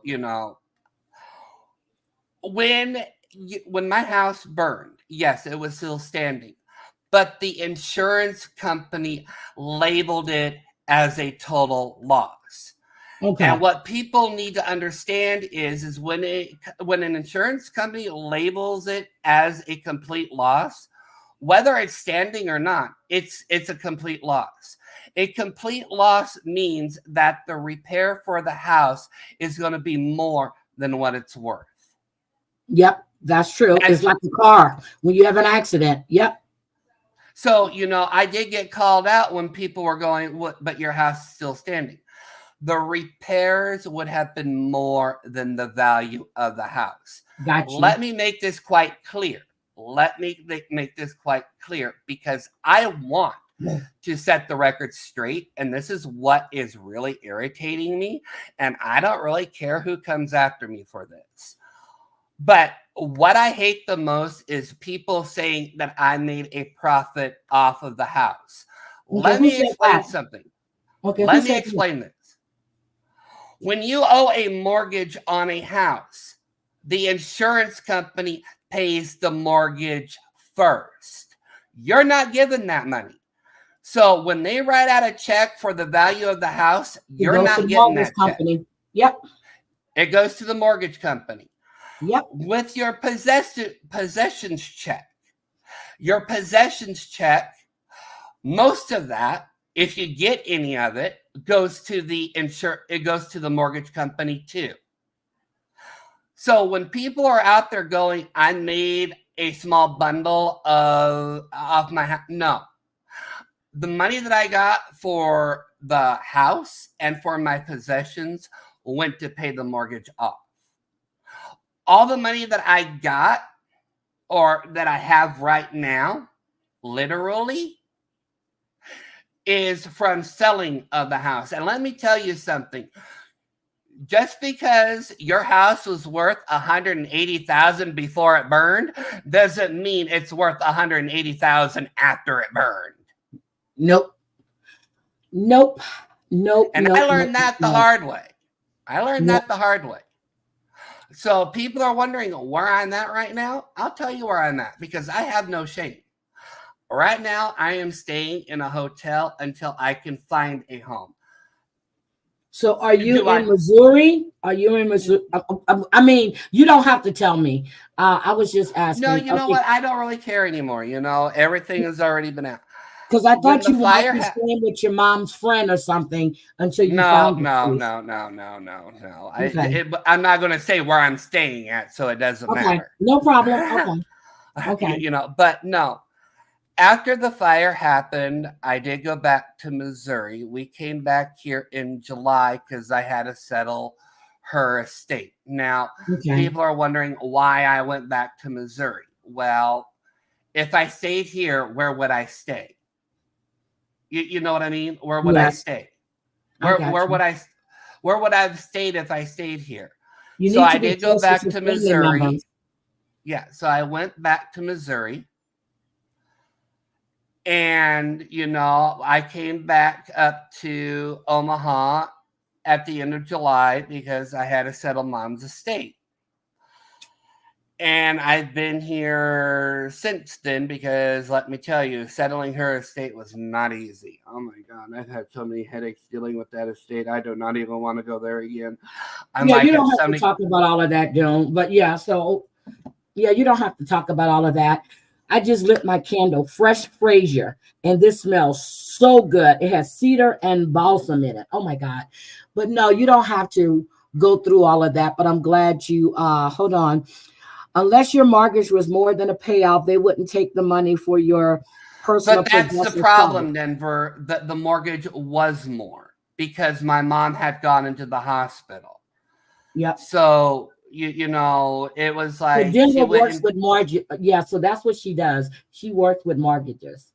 But yeah, so you know, my mom was the one paying out the mortgage, but as her health declined, her hours were cut. Which is why, you know, we had fell behind in your mortgage payments and the house went into foreclosure, correct? Correct. Got you. Okay. So, and, you know, and when my mom died in May, you know, I really wasn't caring about the mortgage. I was more like, you know, and Heidi will tell you this because, you know, I've told her this. I've said it on Terry Lynn's panel. And I kept saying, you know, my mom is gone. How am I going to go forward now? What am I going to do? My mom and I were you know, we depended on each other. And now without my mom here, I have to find my own way into the world. And it's not easy. Let me tell you, it's not easy. You know, especially it was the two of you, you know, it's always been the two of you for as long as I can remember you talking about it. And I know, you know, that you have other family members, but it was you and your mom. So, and you depended on each other. Yeah, you know, whenever my mom had a bad day, I was there. Whenever I had a bad day, my mom was there. You know, there was not one day, you know, where you know we wouldn't see each other. Yeah. And it's just very hard, you know, but what makes it harder is, you know, because I told you this too, Heidi, and this is what I hate about what I've been going through lately. And I don't mind bringing this up. I was the one that took care of my mom. You know, I cooked for her. I cleaned for her. I did the shopping for her. I did whatever needed to be done. It's kind of like when, you know, it's the same thing with my animals. I took them for walks. I took them, you know, to the vets. I'm the one that fed them. I'm the one that, you know, made sure everybody was happy. But for the first time in my life, I don't have somebody to care for. And people are telling me that I need to start, you know, well, now you need to start looking after yourself. You can't flip that switch that easily. That's quick. I know. I went through this with Crazy Cat Mama. Everybody knew when she lost her husband, she was going through the same thing, you know, but that's your mom. But I'm speaking as far as losing someone that has always been there, that you've taken care of, same principle. that he's taking care of you. So I understand that, Doom. I really, really do. But I really wished you would have moved closer to family members so you'll have that sense of belonging somewhere again. You know what I mean? Well, after this incident, you know, because like I said, my uncle and my aunt tried to, you know, weasel the Doom, okay, you broke up a little bit. Oh, I'm sorry. Can you hear me now? Yes. As I said, you know, after my aunt and uncle tried to swindle me, you know, out of mom's 401k and whatnot, it's like I can't even depend on my family anymore. Oh, I didn't know that. Okay. Yeah, you know, my uncle and my aunt actually called my mom's work saying that my mom left them the 401k. That she left them the insurance money. And it's like, no, No, I'm her. No, that money is mine. You know what I mean? And for them to try to swindle that out from me, it was just like, I'm done. I'm done. I'm done. It's like, if your own family can do that, why do you want that in your life? You know what I mean, Heidi? You're definitely right. I'm sorry. I just had to pour me some more coffee. I heard you loud and clear. You know, because if your family can do it to you, you know, you can't pick your family, but you can always pick your friends. So, but you know, and people did have, and that's why I love Mare, and that's why I loved Artsy. You know, I was you know, yeah, it's true that I wasn't there, you know, when they needed me, you know, given my circumstances, you know, but I appreciate them just like I do you, Heidi, and Danny and Terry Lynn, you know. But it's like, I'm going through a new phase of life now where it's just me, and I'm in a hotel room right now, but I go to bed every night, and this is so, it's so sad, so true, but I go to bed every night, and I miss the comfort of my dogs and my cats sleeping next to me. Like, I can't even sleep that well anymore because I will wake up in the middle of the night and they're not there anymore. It's just nothing. You know what? This is something, and to be honest with you, Doom, this is something that I know that is going to be challenging for you, but I think that you're doing what's right for you right now. Now, your next phase is, I know you might not even be thinking about that right now, but you need to find some place where you feel at home, where you can start rebuilding your life. You know, and that's what people are telling me. I need to start focusing on, you know, rather than focus on what I've lost, I need to focus on what I've gained. But I do have to also set the record straight too while I'm here. Okay. And this is going to be the scariest part of all. So I want you to brace yourself, Heidi. Okay, I'm braced. Okay. The fire started in my computer room. If I was home when the fire started, at the time that it started, I would have been in my computer room. Oh. There would have been no way for me to get out of the room in time. The fire actually went so fast that if I was in the computer room or at home when that happened, I wouldn't be here. The fire inspector actually told me it's a blessing and a curse at the same time. It's a blessing that you weren't there, but it's a curse that you also weren't there. The fire literally spread so fast, I would have not made it out of my computer room. So can I ask you a question? So since we're discussing this, if the fire hadn't happened, okay, let's just say if the fire hadn't happened, your mom's already passed. I know you said that you didn't want to be there. The house was in foreclosure. What were your plans? Okay, my plans were simple. And I'm gonna be honest, okay? So I went to Missouri to check out a property. The property wasn't ready. It needed some repairs. Mm-hmm. So I went to Missouri to look at it. If the fire hadn't happened, if the fire, you know, didn't change the outcome of my life, I would have gone to Missouri. I would have been in Missouri right now doing all that. Okay. I was supposed to have a house built in August. Unfortunately, that is not happening because the cost to do and I'm just saying, it's the cost of everything starting all over. I'm not including just the cost of, you know, whatever. I'm including the cost of just everything to start over. It would have been too much for me to afford right now. If the fire hadn't started or hadn't happened, it would have been a different story.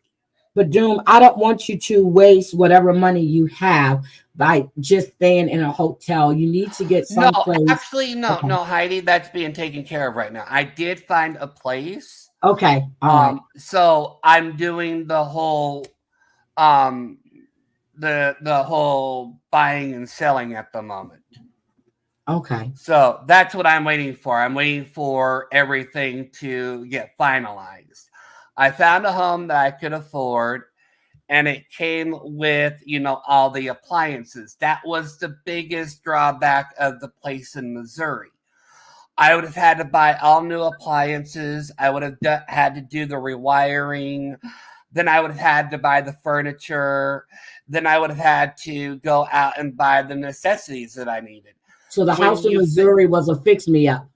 Right. So when you figured everything, you know, all of that, it was way too much. It was even if I had gone secondhand or whatnot, it was just the initial cost of everything. I mean, I could have got a used stove. I could have got a used refrigerator, you know, used furniture. But when you're dealing with electrical and plumbing and all of that, it adds up. Yeah. You know, it's not cheap. So I couldn't stay in Missouri. I couldn't stay there because there was nothing in my budget in that area where I was staying at that could have, you know, that could be okay with me. You know, right now I'm in my hotel room, but you know, it's not as bad as it sounds because I'm actually working for the hotel now. Oh, so I congratulations. So you have something to keep you busy. You're just not laying around in a hotel room. Right. That's good. And I get a discount on my room. So it's not as bad or as dire. Good. You know, it's not a full-time position. But it's part-time. It's something to keep you busy. Right. You know, and that works for me. And Christoph wanted to say, let me tell you, Christoph says, I, for one, am extremely glad Doom cleared this up. I had judgment that I kept silent, prayers moving forward. So people are happy that you're clearing up a lot of this stuff. And thank you for feeling, you know, that you felt comfortable enough to say it on the panel. Thank you. Thank you. Well, Heidi, I did have to clear it up, you know, but, you know, I don't have a computer. I just have my phone, you know, because I don't want to buy anything until after I move. Okay. You know, but it's just like, yes, there were a lot of questions. Yes, a lot of the messages were cryptic. And that's because when I was in Missouri, I didn't have good internet. So I do apologize for the cryptic messages. Now, one thing I will clear up as well that was, you know, was brought up, and it'll be brought up again. When my animals unfortunately passed away, they were going to pay for the cremation. So the people in Missouri were. Unfortunately, at the time, you know, after I made the post, you know, saying that they were going to pay for it, it turns out that they didn't have enough money on them at the time to pay for it. Well, the Humane Society actually paid for it. I was about to ask you that, because when the Humane Society take the animals and they do, you know, and it's not called an autopsy, and I know the word, but I can't. They normally do the cremation themselves unless the family members want the pets back. Yes, right. Well, they did. Well, an office worker actually paid for the cremation for me. I got the ashes for my animals back. And, you know, as sad as it sounds, and as sad as people are going to, you know, or maybe people would judge me for this too, but I knew in my heart that the animals didn't belong with me. They belonged in the place that they lived. So once I got the ashes back, I actually buried them in the backyard of of the house, because that's where, that's where they belonged. That's where they But I belong. know The people. place they grew up. Yep, I get that.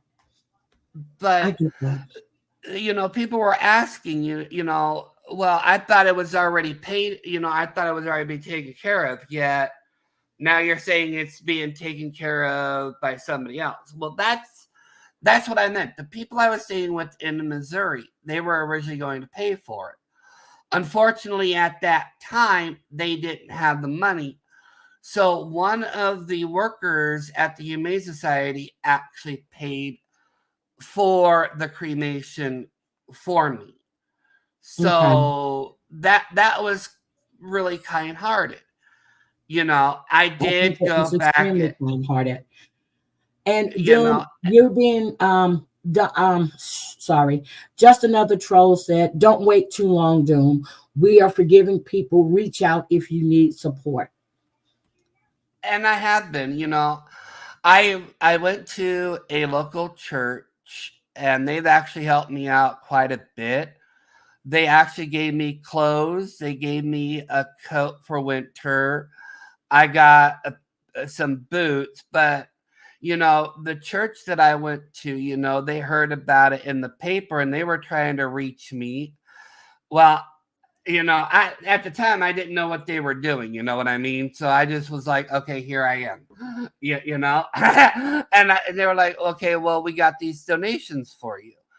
So, people donated clothes for me. They donated winter stuff for me. The Salvation Army helped me out. Even the local Goodwill helped me out too. So I got clothes, and that's really helped out. Like I don't know these people. Why are you people giving me crap? The local food bank also reached out to me. So I do get a delivery once a week from them, Okay. because, I don't make a lot of money, and it's just like they said, here, this is something to start over for you. I mean, literally, I mean, it was the kind-hearted nature of the food bank that they gave me, they gave me flour, salt, pepper. They gave me just the staples, nothing Doom, Crazy fancy, Cat Mama is telling you to come to California, and she wouldn't make that offer if she didn't mean it. So I'm actually looking at a place in Phoenix, Arizona right now, and that's what I'm waiting on for to close, because I don't want to stay here anymore, but I also don't want to deal with the cold anymore either. You know what I mean? yeah. Oh, that cold is just getting to me. Well, it's You're cold. getting old when you don't want to deal with cold Yeah, anymore. well, the snow is she said don't tell Heidi though. But let me tell you, we had our second snowfall and it's still falling right now. So, but I think everything, and I'm gonna be with Sweet Potato. She says it seems that everything is falling into place now, Doom. You will be able to have a home See, and I a said that twin on for a Danny's baby. panel, Yeah. and I don't want to sound like an asshole, but I said this on Danny's live stream the other day. I don't think I'll ever adopt another animal. I can see myself, volunteering at an animal shelter. But the Mm-hmm. biggest thing is that, and I know it wasn't my fault, but it's still at the same time, I still have to deal with that. Like, and God forbid that I'm gonna probably get backlash for this, but Zelda, Sheba, and Tony were the three last birthday presents that my mom got me. My cats were, oh my God, they were terrorists from hell, but they were my they were my babies. But it's like, how can I bring home another animal when all I'm going to do is think about the animals that I've lost? But I still had the guilt that even though I was doing the best that I was given, what I thought was best at the time, I still feel like I let them down. I wasn't there when they needed me the most. Does that make sense to anybody? Yep. Yep. It makes perfect sense. So it's a lot of guilt that you live with. And I understand that. I really do. But then just like the fire chief or the fireman said, if you would have been in that home, you probably wouldn't have made it out of there. So someone put in the chat a ways back that God sent you to Missouri for a reason. You know, and he you know, and I still think that, you know, the weirdest thing out of all of this, and I think it was a miracle of some sort, you know, but you know, I would if I wasn't in Missouri, I would have been in that fire. But I remember coming back, and you know, you all could think what you want. I don't know how or what to even think about this or whatever. But you know, I remember coming back, looking through the house after, you know, everything that had happened, and I remember seeing my grandmother's photo in the room where the fire started. And I remember seeing the collage, half damaged and half okay. Yet when I went back a month later, the picture wasn't where it was when I first saw it. It was You think actually, your grandmother moved it? I don't know, but I remember looking for it, going, I know it was here. Well, somehow it was moved to underneath the basement steps, and there was no damage to the collage. I was going No to ask damage. you also, so while we're here, were you able to salvage anything of your Okay, mother? this is what I had. Okay, I'm gonna clear this up because I tried to explain this to Terry Lynn. Nothing in the house was salvageable. And the reason why nothing was salvageable is because when the insurance adjuster came, this is what he told me. He said that everything in the house is toxic. And the reason why everything was toxic is because the styrofoam insulation in the basement melted. It melted. And he told me that no one could go in without PPE gear because the house was filled with melted plastic. So if anybody was going to go into the house, you had to be covered in gear. You had to be covered in gear. He told me that anything in the house, that the only time anything should be taken out is when you throw it away. Literally, he said nothing was salvageable in the house because everything was coated with smoke of melted plastic. And if you kept that, it would have been detriment to your health. He said melted plastic is a carcinogen. It's a carcinogen. It is a carcinogen. And I just wanted to say, welcome, Mama Sparling's Hot Topics and Community Updates. Welcome to the live. Okay, Doom, go ahead. But Terry Lynn was telling me, well, I never heard that. Well, when Terry Lynn called me, I was on my way back to Missouri, and my phone kept cutting in and out, you know, because it was like, okay, we're off this cell tower, we're off this cell tower, we're off this cell. And I was like, Terry Lynn, I can't talk right now. I will talk to you later. I will explain everything. But I did try to explain to her. Nothing in the house was salvageable because everything was labeled as a health hazard. But she kept saying, I've never heard of that. I've never heard of that. And I was like, I will explain everything to you when I can. I will. I promise. You know, but that's why nothing was salvageable. Everything had to be thrown away. Even if it was brand new in a box, it had to be thrown away. It had to be thrown out.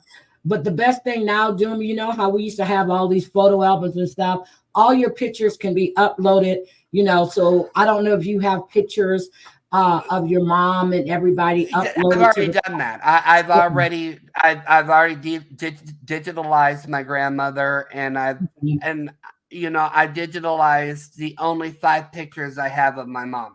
It's sad that I only have 5 pictures of my mom, but they're all on a storage on the internet, so I won't ever lose them again.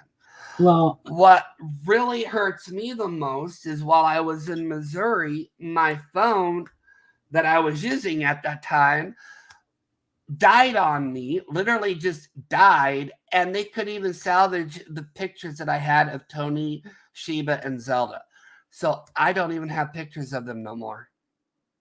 But if you go back to one of TL's streams, you had them on the camera, so you can snap pictures of them there. And that's what I'm going to do when I get a computer. And right now, getting a computer is not my priority. Getting a house is my priority. Okay.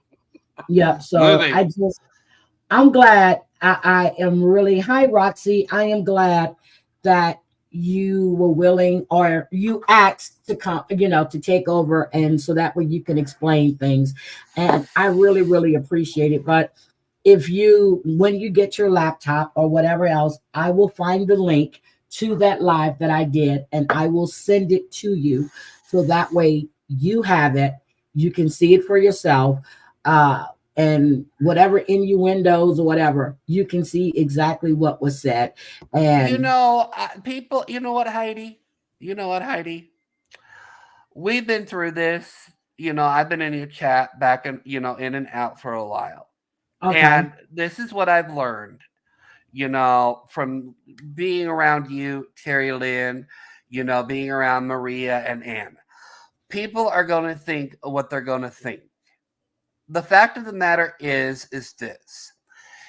If I had started the fire, if I had purposely left my animals in a dire situation, do you think I would still be here out and about?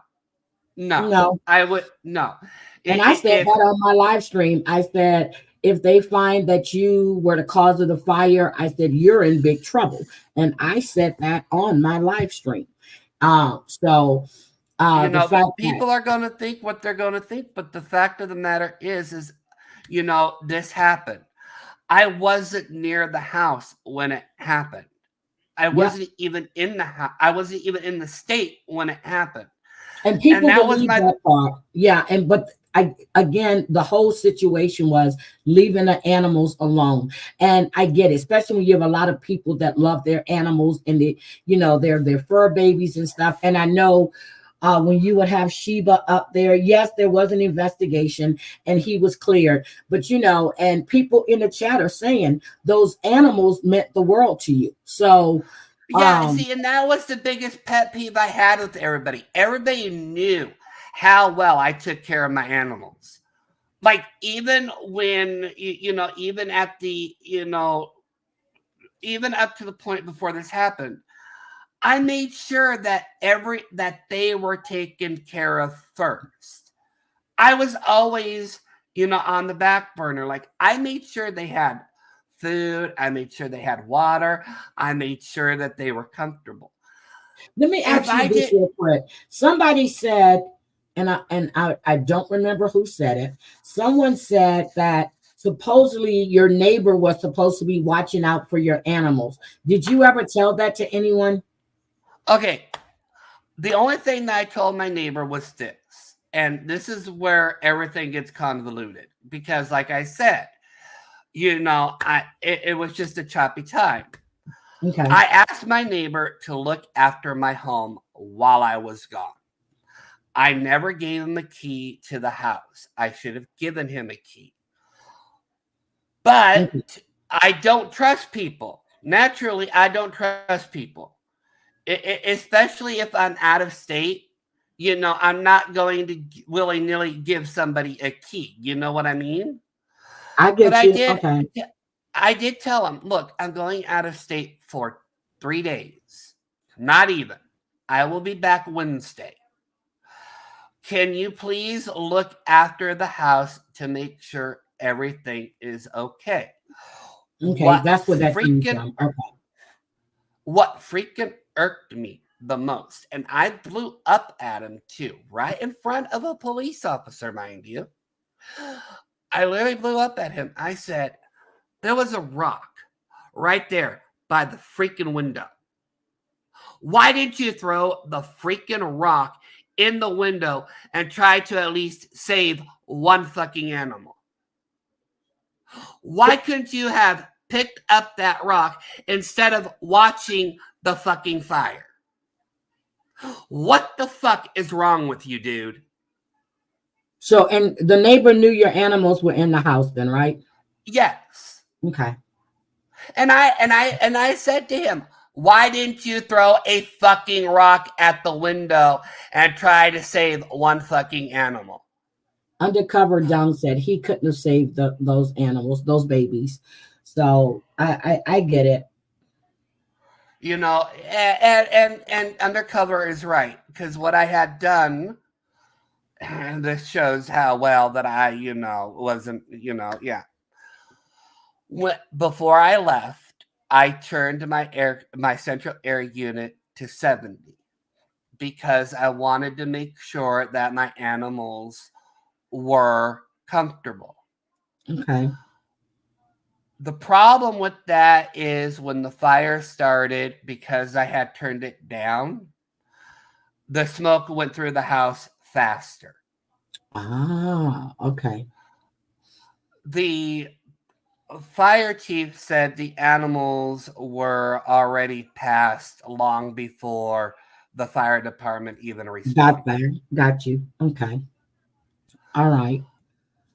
You know, and the only reason why I turned it down, and the fire guy asked me, why did you turn it down? And I said, we were having a heat wave and I wasn't going to be home. I turned it down so that way I knew that they would be comfortable. They weren't hot or anything else. I get it. And he said, okay, that makes sense. But, you know, I was investigated. I was investigated by the fire department. I was investigated by the insurance company. I was investigated by the Humane Society, you know, on given, you know, what was going on, what happened, why it happened. And it's just like, you know, I've been investigated by these people. Why would I, you know, find valid in what somebody online is saying to me? You know what I mean? Yeah. Here's another thing that I learned as well. Here's where what else I learned about what was going on. The insurance company even asked me, do you have a Google account? Oh, why? And I even asked him that. I go, why do you need to know if I have a Google account? He actually told me, well, this is an investigation. We can use that to look up any information if you searched for any way to set a house on fire prior to you leaving to Missouri. Ah, so they wanted to look up your searches. Your exactly. What you searched. Got you. Okay. And I never knew that. He goes, yeah, it's an investigation. If you got a Google account, you know what? We can look it up that way. Okay. And I even had to give him my Google account. And, you know, it was just like, wow. And he even looked at me. He goes, you know what? Is this your only Google account? And I was going to tell you, because they can look for your IP address. So I'm surprised they even asked you for that, because people have many different accounts. Yeah, and I was like, it's not the only one, but I only have 3, so I gave them all 3. Okay. You know, because I have one that's defunct because all I get is spam on it. But then I have the one that's hooked up to my bank account, and then I have this one which is hooked up to Google or YouTube. Okay. Got it. Because I have one specifically for my bank, because that way, you know, I don't give that one out. That way, you know, nobody can figure out that one. Yeah. Well, I'm just glad to know that you are getting yourself together. I'm glad to see, and to be honest, I am glad to see you back in chats. I was in Maria's chat one day. Breezy. You know, I don't. It was the heat of the moment. I know he couldn't have saved them. I know that, but when you're going through the heat of the moment, it's like you know you're just doing it. Like you know. Those are my search engines. How to get away with M. Those are mine. No, I'm just joking. But you know, I don't hold no grudge. You know, he did what he could do. I don't hold grudges against him. I don't. There was nothing he could do. There was nothing he could do. But when you're in the heat of the moment and you're just like, you know, you just want to go after somebody. You know, I don't hold anything against him. I still talk to him on a day. I still talk to him every now and then. I got his phone. So here's the thing. If anybody has any more questions about anything, can they reach out to you directly on IG and come to you for answers instead of assuming things? Yes, please do. Or if you can't find me on IG, I've got a community tab. Just ask a question. I've got nothing to hide. Literally. I didn't start you know, it's just like, wow. I came back and it was just like, wow, all these people are making accusations about shit that didn't even happen. So, but I would have, you know, it's like there's, you know, there, even if I was here when the fire happened, I couldn't have stopped it. I would have more than likely have died too. And that's a blessing right there that you are here. And I'm glad that fire chief did tell you that. So there was some reason why you went, and it was a divine intervention, more than likely, because let me tell you, one morning, and I was if my cousin was here, he can tell you, I was on my way to work one morning and I was delayed. I'm talking to my cousin in Kuwait, and I'm seriously, y'all gonna think I'm crazy. I'm fussing, I'm talking to him, I'm like, where's my damn phone? I'm tearing up my room, I'm going through the living room, and he's just laughing and laughing and laughing. I'm like, this shit isn't funny, I need my phone. And this went on for like 10, 12 minutes. And he said, dummy, you're on your phone. Well, with that delay, there was a massive pileup on Beltway 8. I would have been in that pileup. And it was a delay for me because I always leave at the same time within a minute or two, but with the way I drive, I would have been there. And several people lost their lives that morning in that pileup. So it was a delayed reaction. It was a delay that let me stay at the house looking for something that I was already using. And he did. He was laughing so hard at me. And I'm like, this shit isn't funny. And it never clicked that I was on my damn phone. I was going off. That was the first time. And then it happened to me a second time. I was on the phone and I'm driving and I'm like, shit, I left my phone. Because, you know, I have Bluetooth, not in my hand, and I'm fussing. And I'm like, oh, shit, I'm on my phone, huh? So that, you know, things happen for a reason. You know, and I was glasses too. Yep. You know, I was talking to, you know, the people I was staying with in Missouri, and she brought it up going, you know what, you need to think of it like, because she knows me too well. Apparently, you know, I never met her, but apparently she knows me too well. And this is why I need to, you know, I need to be careful who I talk to, apparently. But, you know, she brought it up going, you know, if she goes, it's bad that you lost your house. It's bad that you lost your animals. But given what the short time that we've known you, if this hadn't happened, you probably would have been homeless on the streets because you're going through the grief. You don't know what you want to do. Your time was limited in that house, and you would have literally been homeless. She goes, I know losing your animals is hard. I know losing them is going to hurt for a long time. But she actually told me, you need to think of it like this. Maybe it's either your mom or God telling you, you need to move on. You don't need to be here anymore. You need to get your ass in gear and focus on yourself. And I agree with that. She said, maybe it was your mom. Maybe it was your mom just going, look, you're not going to focus on yourself as long as these animals are here. And I told this to Artsy, and she goes, maybe this is your mom's way or God's way of going, okay, this is what you need to do for you now. We're going to take everything away that is taking away from what you need to do.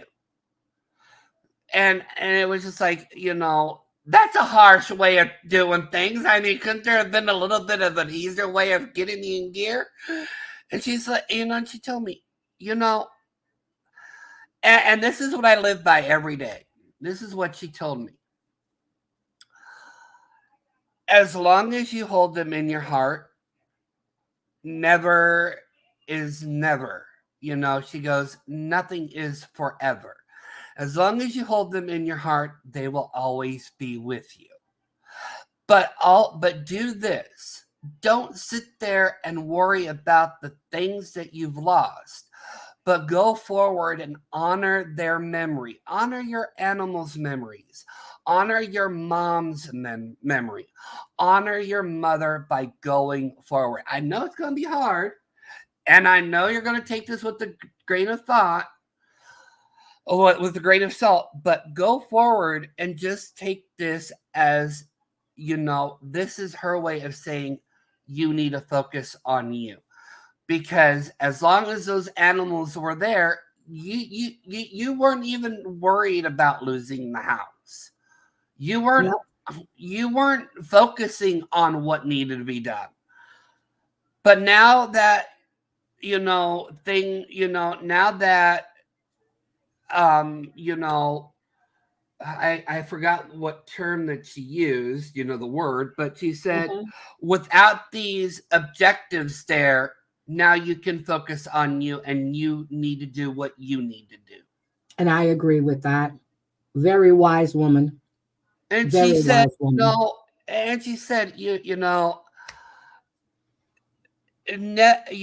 death is never always the ending. It's usually the beginning. But she told me, but remember this, as long as you believe in God, you know that eventually you are going to see them again. And she goes, just think of it like that. Death is never the ending. It's never final. It's usually the beginning of something better and beautiful. Yes, it hurts, but you need to do what you need to do on earth and let your mom take care of what needs to be done in heaven. Your animals are with her now, and she'll take care of them until you're ready to go home. Yep. Thank you. Guys, please, if you have any more questions about anything that happened with Doom, please reach out to him and let him. I'm sorry to take over your panel. No, you're fine. But look, I wanted to so before we started talking about this, my sister had sent me something on Facebook, and it says, "Don't cheat. Touch the Santa Claus and see how grumpy you are." So let me show you how grumpy I am. Look, let me show you how grumpy I am. Oh my God. I'm 0% grumpy. It says, "You are just honest to a fault."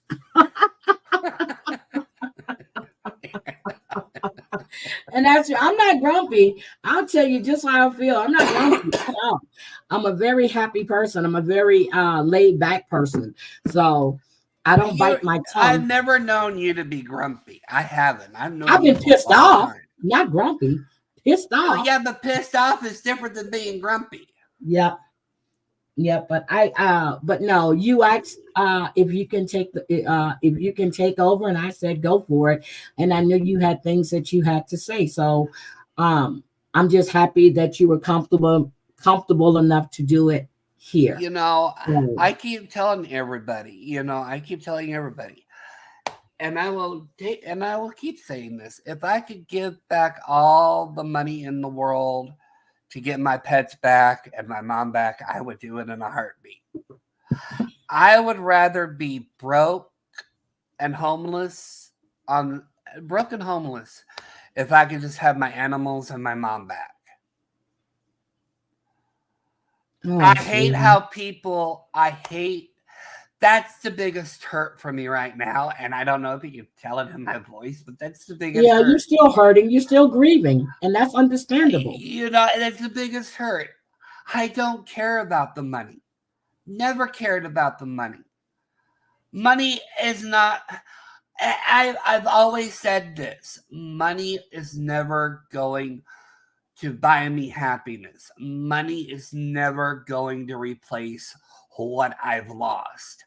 I don't care about the house. I don't care about the crap that was in that godforsaken house. I said that about my first and second divorce. Money does not buy your happiness at all. You can buy me everything in the world, and that doesn't make me happy. If I could give it all back, just to have even 1 second of being able to hold my fur babies and my mom, I would do it. I would give it all up just to be able to hold them all again. So no, money, it was never about the money. How can you equate all of this to freaking money?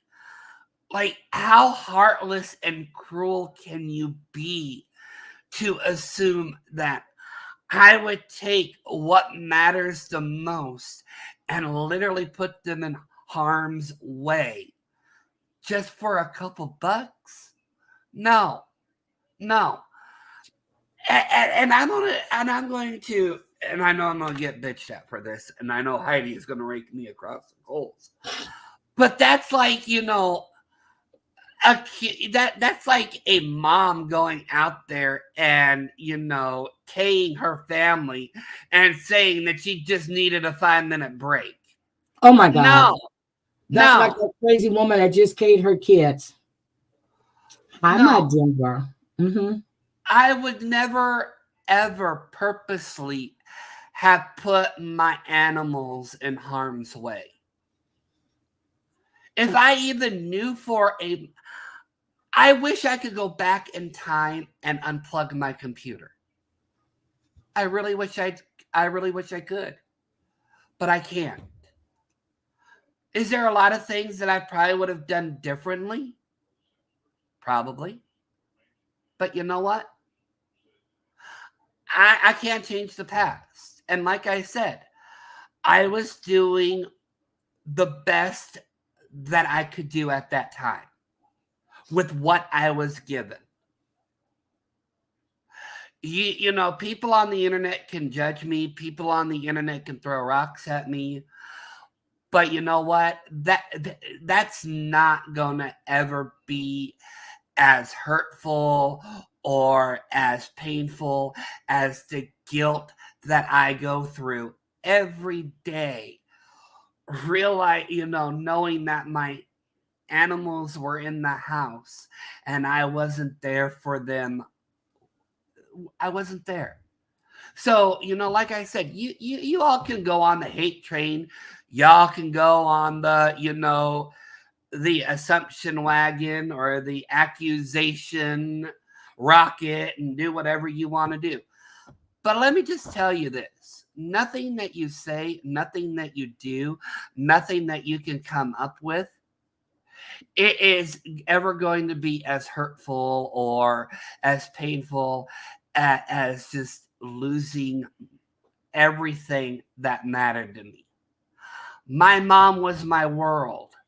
My pets were literally my best friends and my emotional support.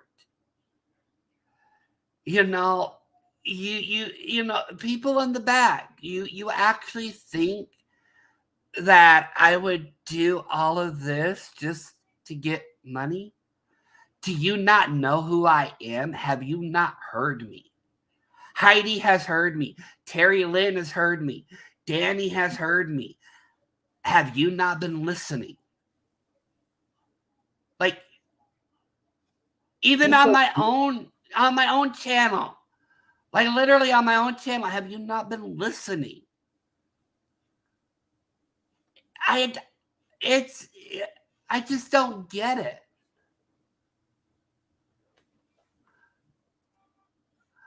Like, how can people come up with that conclusion? Like, oh, you're going to go to jail because you did this, you did that. You know what? That's the same notion of people, going out there and saying, Bug, you're going to go to jail. Sewer, you're going to go to jail. It's pointless. Everybody's going to jail. The feds are coming for everybody. According to GB, the feds are coming for everybody. But before we get out of here, but hold on a second, Jim. I want to say this. If you guys have not watched KK's live about opening the vault, please go watch KK's live. After we get out of here, go watch KK's live. About? GB has not changed. She's still threatening Brandy. She's still doing the same thing, all these voice recordings and everything else. So if you guys haven't watched it, I've gotten it's like 2 hours, and so I think I'm at an hour and 30 minutes. Maria's going to jail every 5 minutes. So you guys go watch that. I know Savage was supposed to go live today to discuss. I did watch a bit of Bambi's when GB was up there and you went up on Belle and started yelling at her. My God. She wouldn't shut up. Like, damn. She would not shut up. And then all these stupid, Bobby Brown, Queen Latifah, whatever the fuck. I don't care. I thought that was so funny. That was hilarious. I just can't take the lies that she puts out there on everybody. Seriously, I just can't take those lies. And you're not going to sit there. I let one lie go by in the chat. Then she gets up on the panel and she starts that shit. And I had just went back in, and Bambi says, Heidi, if you want to come up to defend yourself, I clicked that link so quick. I wasn't playing that bullshit with her. It's nothing just to dust her. It really is. Then she goes, are you happy that I'm able? I hope you're happy to stay. No, you're surprised that I stand up to you. No, bitch. I'm surprised you still got the nerve to show your face after the shit you said and done. That's what I'm saying. Can I ask you a question? Yes. Okay. Now I'm gonna change the topic. Okay, so let me get this straight, because like I said, I don't want, I don't have, you know what I'm going through. But so after everything that was said and done, she still thought it would be okay to come back and continue spewing her bullcrap? Yep. And I used to go in Bambi's chat. Lindsay, I was going to say, Savage is supposed to go live today to discuss what happened between you and JJ, I guess, in SoFlo's panel or on SoFlo's panel. I haven't watched it, but I keep hearing about it. So hopefully Savage does go live and cover that, because I really want to know what happened. And I'm very happy that you stood your ground and you did what you had to do. So that's what I was. Okay, my other question is this. Yes. Okay, because I'm out of the loop. Mm-hmm. Is she back with Mike or is she back with Clint? She moved in. Clint picked her up when she was released from jail, and she's still talking the same shit. Clint still sending out videos where he was. After she came out, he was sending videos to people of her same abusive ways and everything else. So she has not changed at all. Those days in jail didn't do her any good. Nothing. Nothing. Well, And to she's be on honest, probation. And here's my thing. She's on probation. And Clint is being treated like this. Same shit. Throwing shit at him. Why hasn't he called her probation officer? You know why? Because he loves it. He's a sick, sadistic little bitch too. So that's just my opinion. See, I didn't know that. I didn't know that Clint picked her up after she got out. But and he dropped the restraining order. But that's on him. You had a house that your mom bought for you. And then if you listen to KK, that house, KK said Clint wanted her and her family, well, her kids, to come live with him. So Jen, you were an afterthought. If KK would have said, I'm coming, there would be no Jen Bailey. Yes, there's an elderly lady living there as well. And she's told two people that I can remember that they were using that woman for her money and that Clint was supposed to be sleeping with this woman. That's how sick she is. That's how sick she is. She's sick. Okay. And my other question is this. Okay, please. I'm sorry. That's okay. I have to ask this. I have to ask this. After everything that she has done before already, and we already knew that she was never going to change. That was a hope. I had hope. I had hope because I had heard that Maria said on Brooke's panel that she was proud of her. She had changed and she's staying away from the internet. She and Clint were doing great. And I was honestly happy to hear that. But my question is this. Why would anybody, and this is no shade at anybody, but why would anybody continue to give GB the cloud and the watch time when it's the same? I'm guessing it's the same mumble babble that she did months ago. Why would you continue giving her? Why would you keep encouraging her? I don't get that. Well, Bambi didn't know, and one day she was up there, and this guy went up there, and he called her a low. She was bordering on low-cow, meaning, she was spewing all of this shit. And every time I would go in Bambi's, if she was up there, I would leave because I didn't want to hear it. And Bambi, I have no problem. I like Bambi. Yeah, Bambi, I like Bambi.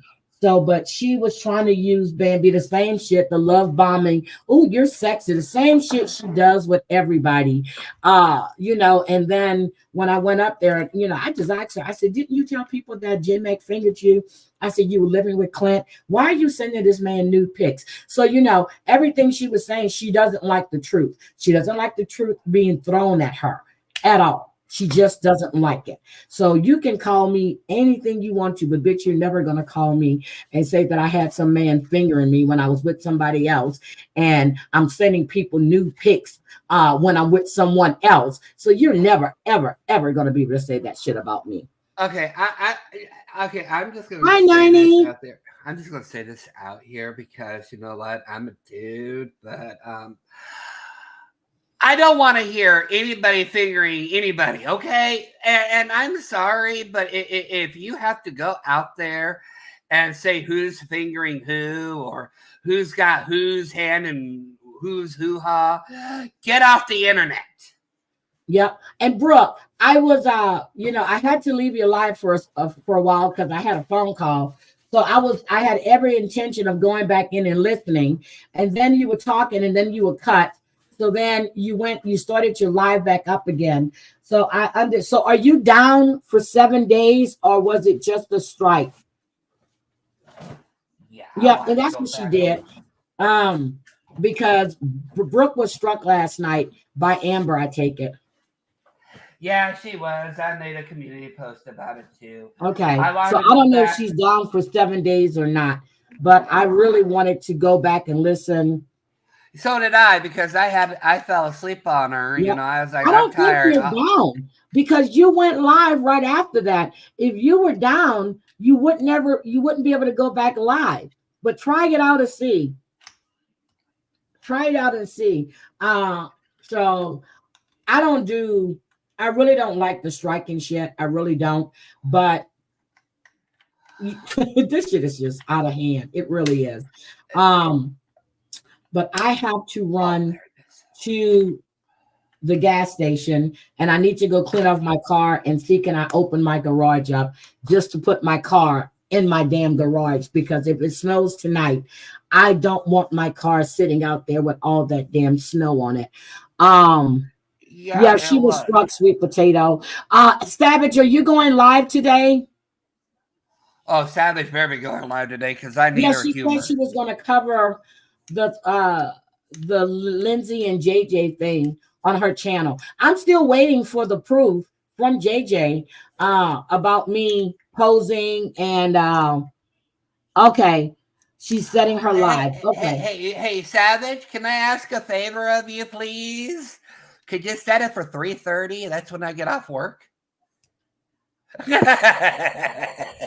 Yeah. So do set it for 3:30. That way I don't miss anything. Nope. She's not blocked. Nope.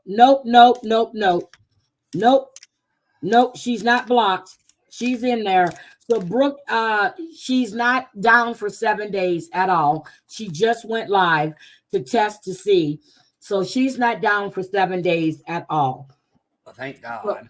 So guys, I really appreciate you being here. I really appreciate you spending your Sunday with me. Granny Lambert, again, I understand how you feel, but thank you for letting me know. I really, really, really appreciate that. And just know that there are no hard feelings, and I appreciate you being free to speak your mind and say how you felt about things. Trust me, I'm going to try to do better. I will try to do better. I've been good. I've been really good, but we'll see what happens. Doom, again, thank you. And anytime you want to come on panel, you are more than welcome to. But just to let you know, I apologize for taking over your panel. That's okay. You asked me. I wanted to get that out of the way so people understood. You know, like I said, I'm sorry I was cryptic. I'm sorry I didn't make sense, but I hope people understand. You weren't cryptic. How how everything unfolded. Like you know, I know there was questions. I know I didn't create a Brooke had 30 people in right chat. atmosphere. Look, Brooke, you had 30 people going in chat and you just ended your live. But she's good. She's not down. And Dung, I don't know if I'm an hour ahead because I don't put look, okay, if you're central, okay, so Savage is Eastern. So you'll be an hour behind her. Okay, I'm an hour behind her. Okay. Okay, so you're all right. central. So you can set for 3. I'll be off work by then. I'll be off work by then. You don't have to change it to 3:30.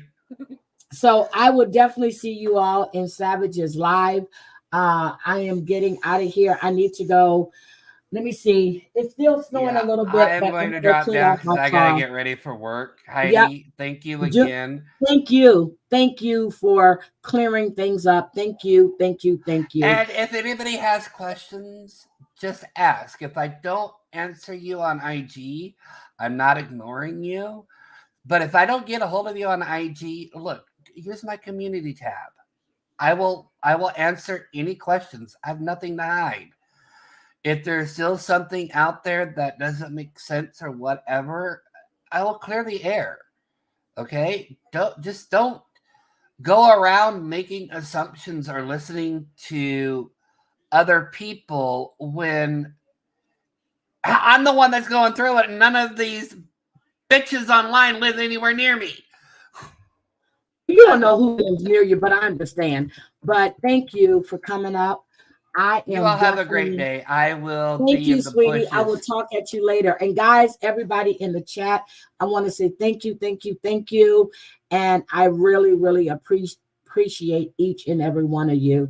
Wait a minute. Pam Barber says them ladies doing a lot talking behind a paywall, but must have a lot to hide. Pam says, Doom, if you're listening, she's glad you're back out here. So again, Brooke is not down. Her channel, she's still able to go live.